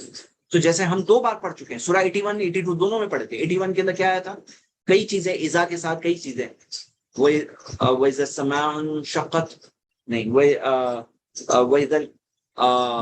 جو سورہ انشقاق، ہم نے سورہ تکویر پڑھے تھے. تو تکویر کے اندر لاسٹ میں کیا آیا تھا، علمت نفس ما احضرت. تب ایک انسان جانے گا ما احضرت، کہ اس نے کیا بھیجا، اس کا کیا حاضر ہے. وہ احضرت شارٹ میں تھا، سورہ 82 میں اور ڈیٹیل میں، اور سورہ 84 میں ذکر ہی نہیں. سورہ 82 میں کیا آیا، علمت نفس ما قدمت واخرت، کیا آگے بھیجا، کیا پیچھے چھوڑ دیا، کیا کام کیا، کیا موقع چھوڑ دیا. واخرت، یہ چیز سب پتا چلے گا. ما احضرت، ما وہ حاضر ہے، تب جانے گا انسان. مطلب کیے نا، ابھی کر رہے ہیں، کیا مل رہا ہے ہمارا فائنل کتنا ہے اکاؤنٹ میں، وہ قیامت کے دن ہی پتا چلے گا. اس لیے ہمارے لیے بہتر یہی ہے، زیادہ سے زیادہ جمع کرنے کی کوشش کرو. ہاں، زیادہ سے زیادہ آگے رہو، سب سے آگے بڑھو، سبقت حاصل کرو، سب سے آگے بڑھو. یہ بات ہمیں مل رہی ہے. تو یہ بات کو دیکھنے کے بعد اب ہمارے اس واپس جہاں پہ تھے، ہمارے 3 قسمیں کھا کر اللہ تعالیٰ نے فرمایا لَتَرْكَبُنَّ طَبَقًا عَنْ طَبَقٍ. پھر اللہ تعالیٰ فرمایا فَمَا لَهُمْ لَا يُؤْمِنُونَ. ان کا کیا معاملہ ہے، کیا ہو گیا، ان کیا معاملہ ہے، لا یؤمنون، کہ وہ ایمان نہیں لاتے. ایسا کیا ہے معاملہ کہ وہ ایمان نہیں لاتے، کیوں نہیں لاتے، کیا مانگا یار ہے سے؟ کیا یہ کہا جا رہا ہے چھوڑ دو، جاؤ جنگل میں، سب پیسہ تمہارا دے دو، کچھ مانگ رہے تم سے نہیں مانگ رہے نا، کیوں نہیں ایمان لاتے. ایمان تو دل کی بات ہے نا، تم دل کی بات ہے، تمہیں اللہ تعالیٰ دل کی بات پوچھ رہا ہے. لا یؤمنون، کیا معاملہ ہے، کیوں ایمان نہیں لاتے. وَإِذَا قُرِئَ عَلَيْهِمُ الْقُرْآنُ لَا يَسْجُدُونَ، اور جب قرآن ان کے سامنے پڑھا جاتا ہے، وَإِذَا قُرِئَ عَلَيْهِمُ الْقُرْآنُ لَا يَسْجُدُونَ، جب ان پر قرآن پڑھا جاتا ہے تو وہ سجدہ نہیں کرتے. کیا معاملہ ہے، کیوں سجدہ نہیں کرتے، مطلب کیوں سرنڈر نہیں کرتے. قرآن جیسا معجزہ ان کے سامنے، حقائق، دلائل، باتیں، لینگویج دیکھو اللہ کے کلام کے اندر کتنا اسٹرانگ، کتنا امفیٹک. یعنی ذرا بھی اس کے اندر کوئی ٹیڑھا پن نہیں ہے، کوئی گھما پھرا کے بات نہیں، سیدھی سیدھی بات. تو اللہ تعالیٰ کا جب قرآن ان پہ پڑھا جاتا ہے لا یسجدون، سجدہ نہیں کرتے ہو، کیا معاملہ ہے؟ کیوں ایمان نہیں لاتے؟ قرآن کے اندر اتنے سارے میریکلز ہیں، اتنے سارے معجزے ہیں، پیشن گوئیاں ہیں، چیلنجز ہیں، کتنے سارے. تو اللہ تعالیٰ نے کہا جب قرآن ان پہ پڑھا جاتا ہے لا یسجدون، سجدہ نہیں کرتے. تو یہاں پر ہم ایمان والے ہیں، ہم کیا کہتے ہیں اپنے اعمال سے کہ ہم سجدہ کرتے ہیں، ہم سجدہ کرتے ہیں. تو میں 1 منٹ 10 ہم کچھ سیکنڈز کا بریک لیتے ہیں، سجدہ کر لیتے ہیں اور پھر ہم کنٹینیو کرتے ہیں. اور جو لوگوں کا وضو بھی نہ ہو تو وہ بعد میں سجدہ کر لیں انشاءاللہ. تو سجدہ کر لیتے ہیں، کنٹینیو.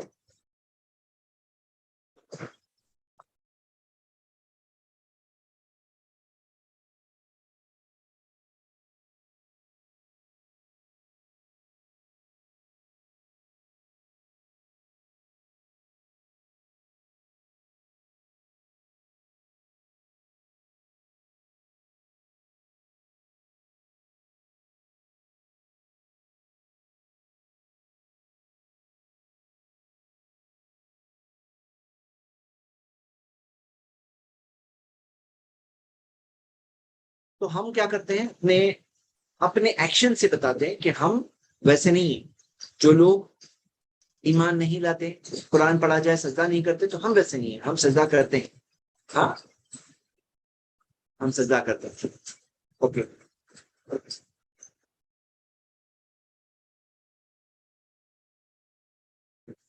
آگے اللہ تعالیٰ نے فرمایا بل الذین کفروا یکذبون، بلکہ جو لوگ کفر کرتے ہیں وہ لوگ یکذبون، جھٹلانے والے.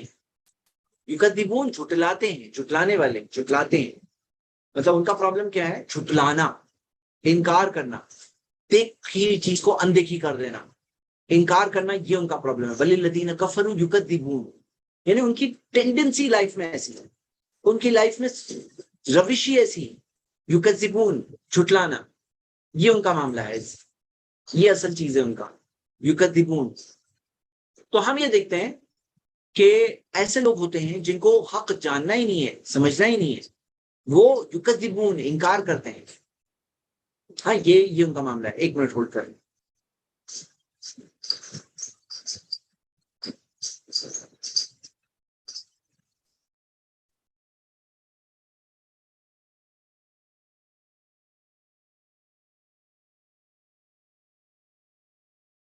جی، ابن کثیر نے ایک بہت انٹرسٹنگ بات کہی ہے کہ ان کا معاملہ، ان کی جو کی روش ہے، جو ان کی چلنے والی جو سٹائل ہے، جو ان کے مینرزمز ہے، وہ یہی ہے کہ انکار، ہٹ دھرمی، مخالفت، حق کی مخالفت. تو اللہ تعالیٰ نے ان کے نیچر کو بتایا بل الذین کفروا یکذبون، جو انکار کرنے والے ہیں وہ یکذبون، وہ جھٹلانے والے ہیں، جھٹلاتے ہیں. ان کا یہ معاملہ ہے، اصل پرابلم. واللہ اعلم ما یوعون، ما یوعون کا مطلب کیا ہے؟ اللہ تعالیٰ جانتا ہے جو وہ اپنے اندر رکھے ہیں، جو ان کے دلوں میں کیا ہے، جو ان کے دلوں میں کیا ہے نا، وہ اللہ تعالیٰ جانتا ہے. مطلب اصل پرابلم کیا ہے نا، دل میں کیا ہے.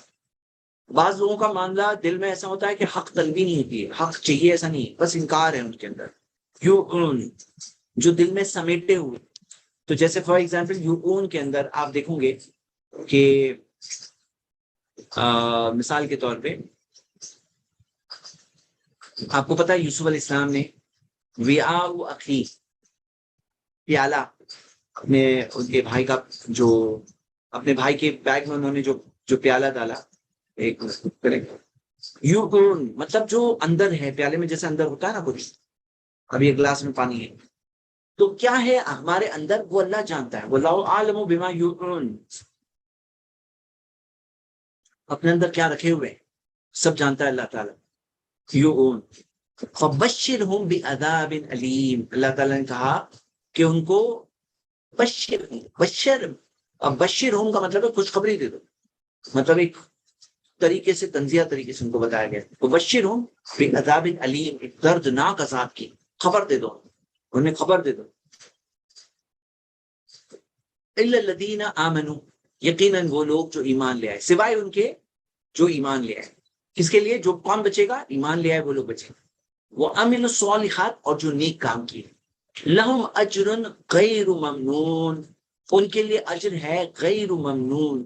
غیر ممنون کا مطلب جس کی کوئی اینڈنگ نہیں، جو خاتمہ نہیں ہے جس کا، مطلب ان کے لیے اجر کیسا اجر ہے؟ غیر ممنون، نہ رکنے والا اجر ہے، ہمیشہ ہمیشہ ان کو وہ اجر ملنے لگے گا۔ ابن عباس نے اس چیز کے بارے میں کہا کہ جو کبھی ڈکریز نہیں ہوگا، کبھی کم نہیں ہوگا، مطلب جنت کے اندر ایسا نہیں ہونے والا ہے کہ جنت کی کوئی نعمت کم ہوگی، وقت کے ساتھ کم ہوتی جا رہی ہے، وقت کے ساتھ اس کا اٹریکشن کم ہوتے جا رہا ہے۔ مجاہد اور دہات دونوں تابعی کہتے ہیں کہ غیر ممنون کا مطلب ہے بغیر میجر، مطلب اس کے اندر کوئی گنتی کر کے ایسا نہیں کہ تمہیں 10 دیے جا رہے ہیں، غیر ممنون، ان لمیٹڈ، غیر ممنون۔ تو اور جیسے آپ دیکھیے سورہ ہود کی آیت ہے، سورہ 11 آیت نمبر 108، عطاء غیر مجذوذ، کہ عطان ایک ایسا ہدیہ، ایک ایسا گفٹ، غیر مجذوذ جس کی کوئی اینڈنگ ہی نہیں، تو غیر ممنون جس کی کوئی اینڈنگ نہیں ہے، جس کے اندر کوئی لمٹ نہیں ہے، جو ختم نہیں ہوگا۔ تو اللہ تعالیٰ نے یہاں پر وہ چیز کا ذکر کیا ہے کہ طبقاً طبق چلیں گے، لیکن لاسٹ میں کہاں پہنچیں گے؟ ایک ایسی جگہ جہاں پہ غیر ممنون۔ اس کے لیے کیا کرنا ہے؟ محنت کرنا ہے۔ قادخون الی ربک قدحا، محنت تو سب لوگ کر رہے ہیں، اپنے کام میں کر رہے ہیں، گناہوں کے کام میں محنت کر رہے ہیں، گناہ کرنے کے لیے بھی محنت کرنی پڑتی ہے، گناہ ایسے بغیر محنت کی نہیں ہوتا ہے، تو کر رہے ہیں وہ لوگ۔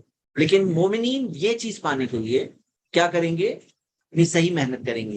عطان لہم اجر غیر ممنون، غیر ممنون والا اجر پانے کے لیے۔ اور سورہ ہود میں جو ذکر ہے عطان غیر مجذوذ، تو ایک لمٹ نہیں، اس کے اندر کوئی اینڈنگ نہیں ہے وہ اجر کو پانے کے لیے۔ تو یہ سورہ کے اندر ہم نے اس میسج کو دیکھا، اور بیسیکلی یہاں پہ میسج یہ ہے، جو بنیادی میسج یہ مل رہا ہے کہ یہ سٹیجز کے بعد سٹیجز تو ہم چل رہے ہیں، ہم محنت تو کر رہے ہیں، لیکن اللہ تعالیٰ سب چیز دیکھ رہا ہے، اور جو دیکھ رہا ہے تو اس کا تقاضا یہ ہے کہ اللہ انصاف بھی کرے گا۔ معاملہ ایسے یہیں پہ ختم نہیں ہونے والا، یہ لائف امتحان ایگزام ہے، ایگزام کے بعد رزلٹ تو آ کر رہے گا، اور رزلٹ آئے گا، کتاب ملے گی ہمیں، اپنا اعمال نامہ ملے گا، پورا کا پورا انہیں ریکارڈ ملے گا، یعنی پورا ایک ایسا ریکارڈ جسے دیکھ کر کے آدمی پوری طرح سے پہچان سکتا ہے کہ اسے جو چیز مل رہی ہے اس نے سچ میں ویسا کام کیا ہے، اور اسے داہنے ہاتھ میں ملے گا، اور جو داہنے ہاتھ والوں کو بھی ملے گا ان کو جو جنت ملے گی وہ اللہ کے فضل سے ملے گی، اور جو بائیں ہاتھ کو ملے گا ان کو اپنے پیچھے، پیٹھ پیچھے، وراء ظہری، پیٹھ پیچھے ملیں گے۔ اور پھر ان کے لیے معاملہ کیا ہے کہ ان کے لیے یدعو ثبورا، وہ پکاریں گے، ہلاکت پکاریں گے، یعنی جو طبقہ طبق چل رہے تھے وہ کہیں گے ختم ہو جائے ہم کو، یہ سٹیجز سے کر کے ہم یہاں آ گئے، ابھی ہم ختم ہو جائے وہ یہ مانگیں گے، لیکن ختم نہیں ہوں گے، ختم نہیں ہوں گے، یہ ان کا بدلہ ہے ان کے کاموں کا۔ اللہ سے دعا ہے اللہ ہم سب کو اس چیز سے زندگی میں، دنیا میں قدرت حاصل کرنے کی توفیق دے، نصیحت حاصل کرنے کی توفیق دے۔ یہ سورہ کے اندر جو بات کہی گئی ہے اور نماز میں کثرت سے پڑھی جاتی ہے، سورہ عشاء میں، فجر میں کثرت سے سنائی دیتی ہے، تو ہم لوگوں کو اس میں بار بار وہ نصیحت حاصل کرنا چاہیے، اور اپنے آپ کو کریکٹ کرنا چاہیے، سدھارنا چاہیے۔ انسان اگر بگڑ بھی گیا، پھسل بھی گیا، کہیں کمزور پڑ گیا تو اٹھ جائے، یہ یاد دہانی ہے، نصیحت ہے۔ قیامت کے بارے میں یہ منظر اللہ تعالیٰ نے بتایا ہے تاکہ ہم وہ سن کر ہی سمجھ جائیں، تاکہ بات کر کے کسی کے اندر احساس کا کچھ بھی باقی ہے تو وہ احساس کی وجہ سے وہ نصیحت حاصل کر لے، وہ اپنے اندر سدھار پیدا کر لے۔ اللہ سے ہم دعا کرتے ہیں اللہ ہم سب کو نیک راستے پہ چلنے کی توفیق دے۔ مختصر میں چند سوالوں کو لوں گا انشاءاللہ، اور ہم دیکھتے ہیں۔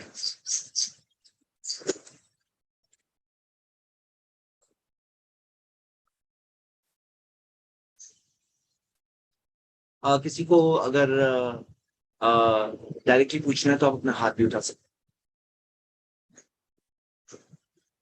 ایک منٹ۔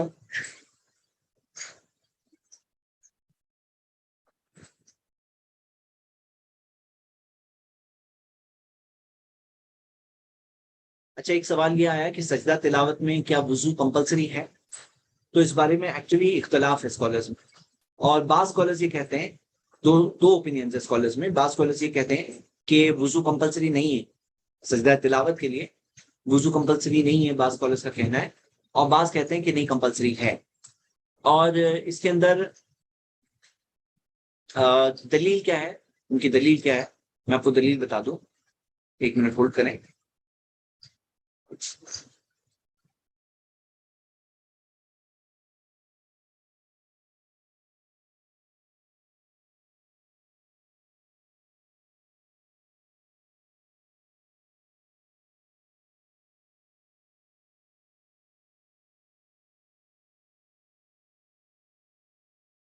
ٹھیک ہے، دلیل ابھی فی الحال مجھے نہیں مل رہی ہے دونوں کے دلائل کیا ہے، لیکن اختلاف ہے، اور کہا جاتا ہے کہ زیادہ اسٹرانگر ویو یہ ہے کہ وضو کرنا کمپلسری نہیں ہے، یہ زیادہ اسٹرانگر ویو کہا جا رہا ہے دلائل کی روشنی میں، اللہ نوز بیسٹ. میں نے بات ذکر کر دی، یہ میرے یہاں تک میرے پاس انفارمیشن.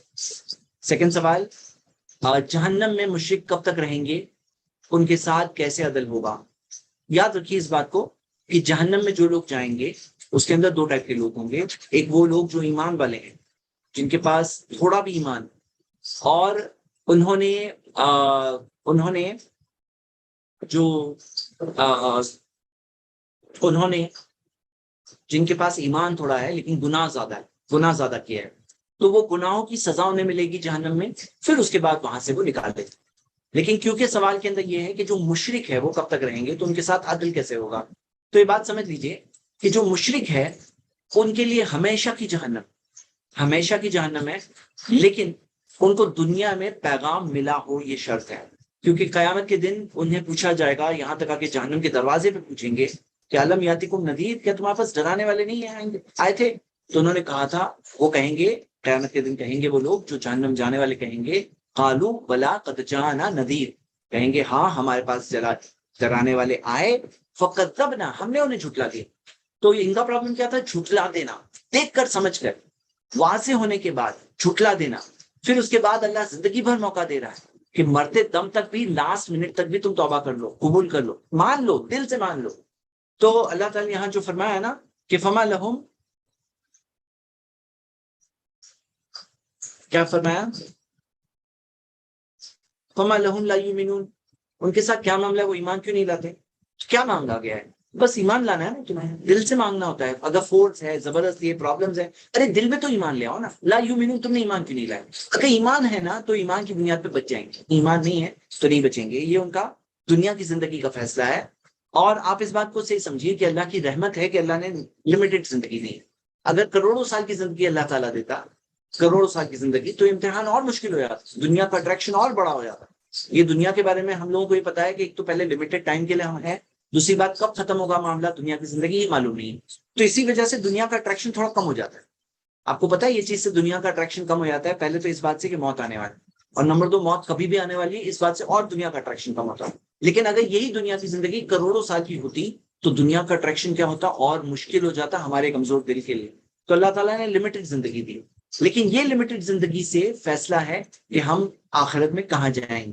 تو یہ اللہ کی رحمت ہے.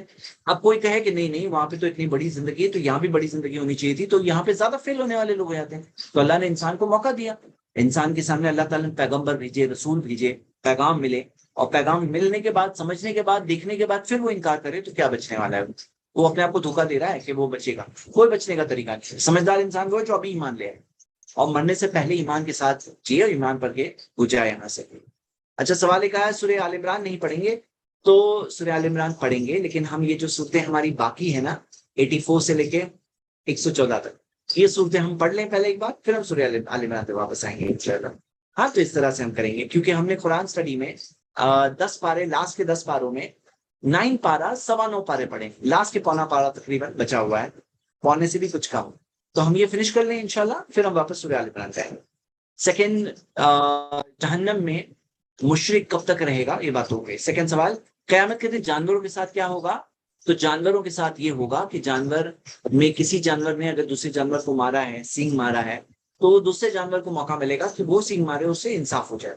انصاف کے بعد وہ مٹی ہو جائیں گے، ختم ہو جائیں گے. اور جب انسان دیکھیں گے کہ وہ مٹی ہو کے ختم ہو گئے، تو تب انسان بھی تمنا کریں گے یا لیتنی کنت تراب، کہ کاش، افسوس میرے لیے، کاش میں بھی مٹی ہوتا. تو مٹی ہو کے ختم ہو جائیں گے جانور. اور یاد رکھیے اس بات کو کہ جانوروں کا معاملہ الگ ہے. مثال کے طور پر آپ پہ کوئی تکلیف آتی ہے اور ایک بلی ہے آپ کے گھر کے باہر رہتی ہے، اس پہ بھی کوئی تکلیف آتی ہے، لیکن اس تکلیف سے جو تکلیف ہوتی ہے، اگر آپ وہ تکلیف پہ صبر کرتے ہیں تو آپ کو کیا ملے گا؟ اجر ملے گا، آپ کی گناہ معاف ہوں گے. بلی کا معاملہ ہے کہ بلی بھی وہ تکلیف پہ صبر کر رہی ہے، پھر اس کو کیا ملے گا؟ تو آپ کو یہ بات سمجھنا ہے کہ بلی کے اندر آپ کے اندر فرق ہے. آپ کو پتا ہے تکلیف اتنی ہوتی ہے، لیکن ہماری تکلیفیں کیوں بڑھ جاتی ہیں معلوم ہے؟ ہماری تکلیفیں بہت بھاری کیوں ہو جاتی معلوم ہے؟ ہمارے یہ سوچ کی وجہ سے. آدمی کو تکلیف سے اتنا پرابلم نہیں ہے، لیکن اس بات سے زیادہ پرابلم ہے کہ صرف مجھ پہ ہی تکلیف کیوں ہے، سب لوگوں پہ تکلیف کیوں نہیں؟ لاک ڈاؤن میں سب پہ تکلیف تھی نا، تو کتنا آسانی سے برداشت کر رہے تھے. یہ سب لوگ تکلیف میں. تو وہ بڑی بڑی تکلیف بھی آسانی سے برداشت کر رہے تھے، جبکہ اتنی بڑی تکلیف اگر عام دنوں میں کسی پہ آ جائے تو وہ برداشت نہیں کرے گا اگر سب پہ تکلیف نہیں ہے. یعنی ہم تکلیف سے جو بناتے ہیں اپنے دماغ سے، اس وجہ سے تکلیف کا وزن جو ہے نا ہمارے دماغ کو بہت بڑھ جاتا ہے. اس کا بدلہ دیا گیا ہے کہ تم تکلیف کو کیسے ڈیل کرتے ہو، تم صبر کر رہے ہو تو تمہیں بدلہ ملے گا. لیکن بلی کیا ہے نا، تکلیف جتنی ہے نا اس کو اتنی تکلیف ہے. وہ 10 چیزیں اس سے امیجن کر کے کریٹ نہیں کرتی، کیونکہ ان کے اندر وہ کانشیسنیس نہیں ہے جو ہمارے اندر ہے. تو بلی میں ہم میں بہت بڑا فرق ہے، اور اسی وجہ سے ان کے لیے جہنم بھی نہیں ہے، ان کے لیے جنت بھی نہیں ہے. وہ اللہ کی مخلوق ہے، وہ لوگ سب زندہ ہے، جی رہے ہیں. ان میں انصاف ہوگا قیامت کے دن، اور پھر ختم ہو جائیں گے، مٹی ہو جائیں گے، ختم ہو جائیں گے. لیکن آپ اور میں یا تو جہنم جائیں گے یا تو جنت جائیں گے. سمجھ جائیے اس بات. نیکسٹ، ہیلتھ انشورنس کا کمپنی میں جاب کرنا کیسا ہے؟ دیکھیے انشورنس کے تعلق سے یہ بات ہے سمپل، اور آپ لوگ کوشش کریے موضوع سے باہر سوال پلیز نہ پوچھیں، صرف موضوع پہ رکھیے. ہیلتھ انشورنس کے بارے میں، انشورنس کے اندر 3 ٹائپ کی انسرٹنٹیز ہوتی ہیں. نمبر 1 ایکسیڈنٹ، آدمی بیمار پڑے گا نہیں پڑے گا، کوئی ہوتا ہے نا بیماری نہیں پڑا. نمبر 2 بیمار پڑے گا تو کتنا بیمار پڑے گا. نمبر 3 بیمار پڑے گا تو کب بیمار پڑے گا. اب اسلام کے اندر خرید و فروخت کے اندر بائنگ اینڈ سیلنگ میں ایک رول ہے، کیا بیچ رہے ہیں خرید رہے ہیں وہ کلیئر ہونا چاہیے. اب نہ بیچنے والے کو پتا ہے جو پالیسی بیچ رہا ہے، نہ خریدنے والے کو پتا ہے. اسی وجہ سے ہیلتھ انشورنس کے بارے میں، جیسے جنرل انشورنس کے بارے میں یا انشورنس کی باقی ایکسیڈنٹ انشورنس، ساری لائف انشورنس کے بارے میں جو رولنگ ہے وہی رولنگ ہے کہ یہ حرام ہے، یہ حرام ہے، انشورنس منع ہے. لیکن اس کا کیا سولوشن ہے؟ اگر کوئی مجبوری، کوئی کنٹری کے اندر سولوشن ہے، کوئی کنٹری میں مجبوری ہے، لازم کیا گیا، تو جو چیز مجبوری ہے تو جتنے پیسے آپ نے انسٹالمنٹ میں دیے، اگر کبھی کچھ ہو گیا تو وہ پیسے ریکور کرنا جائز ہے. نمبر 1. نمبر 2 یہ کہ غریب اگر ہیں تو تکافل، جو کوآپریٹو انشورنس ہے جس کے میں کسی کا پروفٹ نہیں ہوتا ہے، وہ ایک ہیلپنگ کا ذریعہ ہوتا ہے کہ سب لوگ تھوڑا دے رہے ہیں، پھر اگر کسی کا ایکسیڈنٹ ہو گیا تو اس کی مدد ہو جائے گی. تو کوآپریٹو انشورنس تکافل کی اجازت ہے، لیکن جو کمرشل انشورنس ہوتا ہے اس کی اجازت بالکل نہیں. تو اگر آپ وہاں جاب کر رہے ہیں تو نہیں کرنا چاہیے آپ کو. آپ اس بارے میں اسلام کی وے میں فتواز پڑھ سکتے ہیں بہت سارے. کہ ایک اگلا سوال سر، آپ نے بولا کہ رائٹ ہینڈ میں اعمال آنے کے بعد بھی حساب ہوگا. ہاں ہاں، جب حساب ہوگا تو اسے عذاب ہونے کے بعد ہی جنت میں جائیں گے. اس کا مطلب کیا ہے؟ دیکھیے اعمال نامہ ملے گا جب آپ کی بک آپ کو ملے گی نا، کہ یہ لو آپ کا book of deeds, result sheet نہیں ہے، یہ کتاب ہے. لیکن جو بک آف ڈیڈ، جو کتاب دی جائے گی، وہ جس ہاتھ میں دی جائے گی وہاں سے آدمی سمجھ جائے گا کہ میرا کیا ہونے والا ہے. اگر آپ کو رائٹ ہینڈ میں ملتی ہے تو پھر مطلب یہ ہے کہ آپ کے پاس بہت اچھے گڈ ڈیڈز ہیں آپ کے پاس، اور آپ کے اعمال نامے کے اندر آپ دیکھ سکتے ہو واؤ ماشاء اللہ اتنے سارے میرے پاس گڈ ڈیڈز ہیں، میں نے کیا تھا دنیا میں، آج وہ سب میرے سامنے موجود ہیں. اور سوفا یحاسب حساب یسیرا، اسے ایک آسان حساب ملے گا. یہ ایک پازیٹو چیز ملی کہ اس کے اعمال نامہ اسے سیدھے ہاتھ میں مل رہا ہے، یعنی اس کے پاس اعمال میں اچھائی، نیک اعمال کی بھاری ہے معاملہ. ایک اچھی سائن اسے ملی، ایک اچھی چیز ملی، اور پھر اس کے بعد ایک آسان حساب بھی ملا.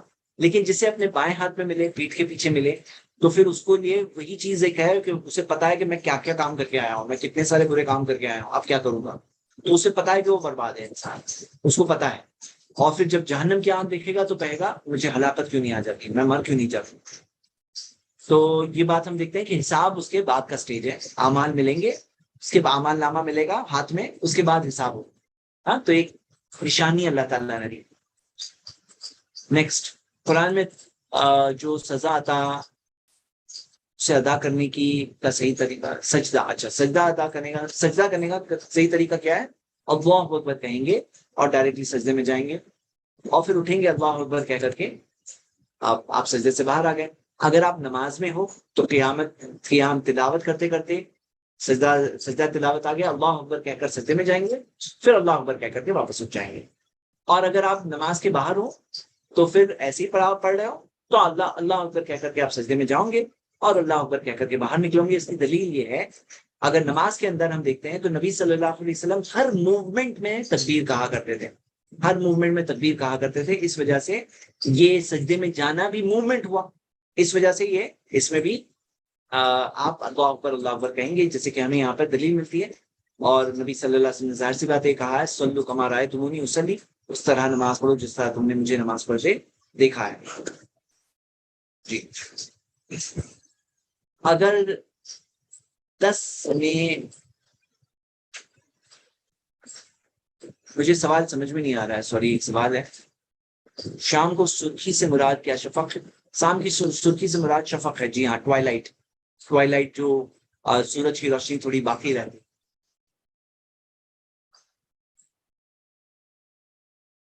مجھے ایک پارٹ سمجھ میں نہیں آ رہا ہے سوال جو جنہوں نے پوچھا تھا۔ اوکے نیکسٹ، اگر کسی کو سجدہ تلاوت کی دعا نہیں آتی تو وہ کیا پڑھے اور کیسے سجدہ تلاوت کریں؟ سجدہ تلاوت کی جو دعا ہے اگر آپ کو یاد ہے تو آپ پڑھ لیجئے، اور نہیں یاد ہے تو پھر کیا کریں گے؟ آپ جو نارمل سجدے میں پڑھتے ہیں وہی پڑھ لیجئے، ہاں وہی پڑھ لیجئے۔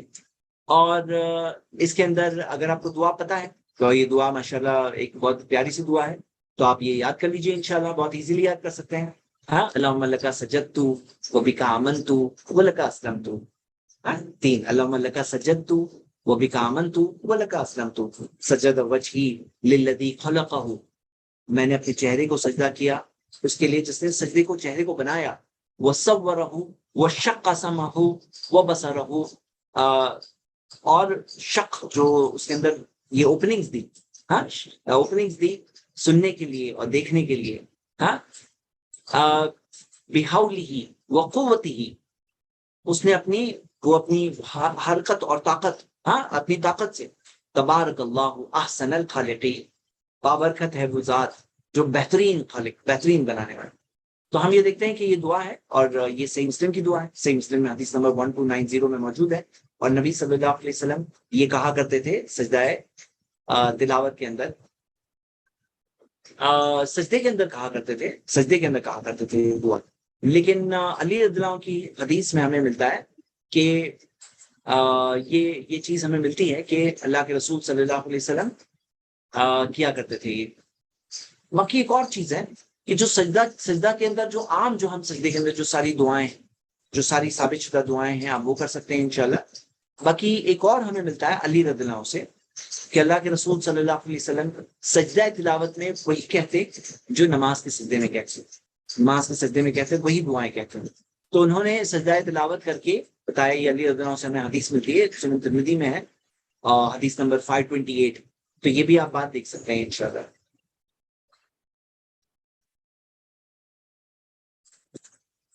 ٹھیک ہے، لاسٹ،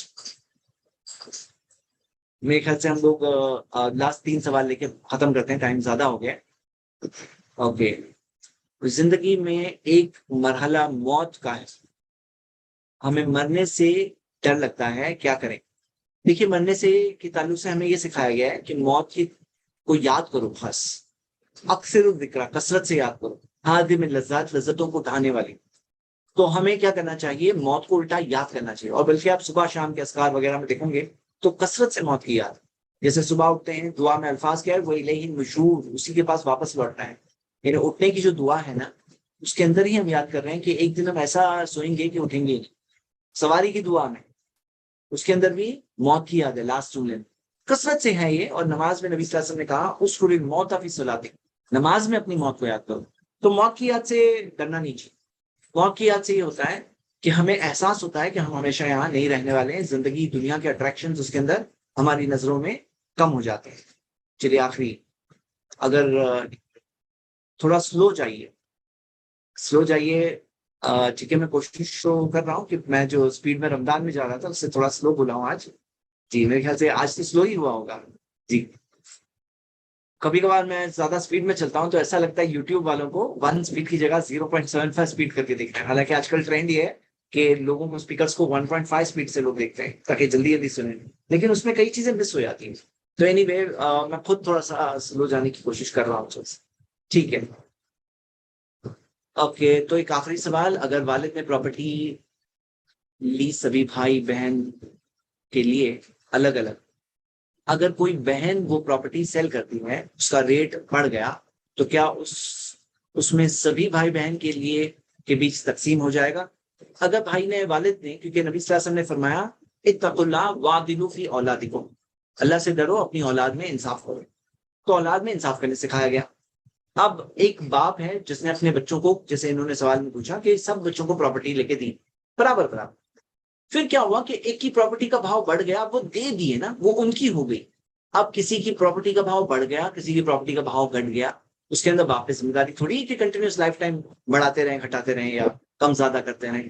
تو والد صاحب کی ذمہ داری وہ ہو گئی, انہوں نے انصاف کر لیے. اپنی اولاد میں انصاف کرو, نبی صلی اللہ علیہ وسلم نے فرمایا اللہ سے ڈرو, اپنی اولاد میں انصاف کرو. گفٹس کے اندر کہا تھا یہ واضح طور پہ, ایک صحابی نے آ کر نبی صلی اللہ علیہ وسلم سے کہا کہ میں اپنے فلاں بچے کو یہ ہدیہ دینا چاہتا ہوں, گفٹ دینا چاہتا ہوں, آپ اس میں گواہ ہو جائیں. نبی صلی اللہ علیہ وسلم نے کہا کیا تم نے باقی بیٹوں کو بھی دیا ہے, یہ باقی بچوں کو بھی دیا ہے؟ انہوں نے کہا نہیں دیا. تو نبی صلی اللہ علیہ وسلم نے کہا اللہ سے ڈرو اور وعدلوا فی اولادکم, اپنی اولاد میں انصاف کرو. تو اس سے پتا چلتا ہے کہ اگر گفٹ جو ہدیہ وغیرہ دیتے ہیں اس میں برابری کرنا چاہیے, انصاف کرنا چاہیے, ہمیں سب کے ساتھ میں انصاف کرنا چاہیے. تو اگر انہوں نے انصاف کیا اس کے بعد بڑھ گیا تو یہ ان کے نصیب کی بات ہے, اللہ نے ان کو جو دیا ہے الحمدللہ.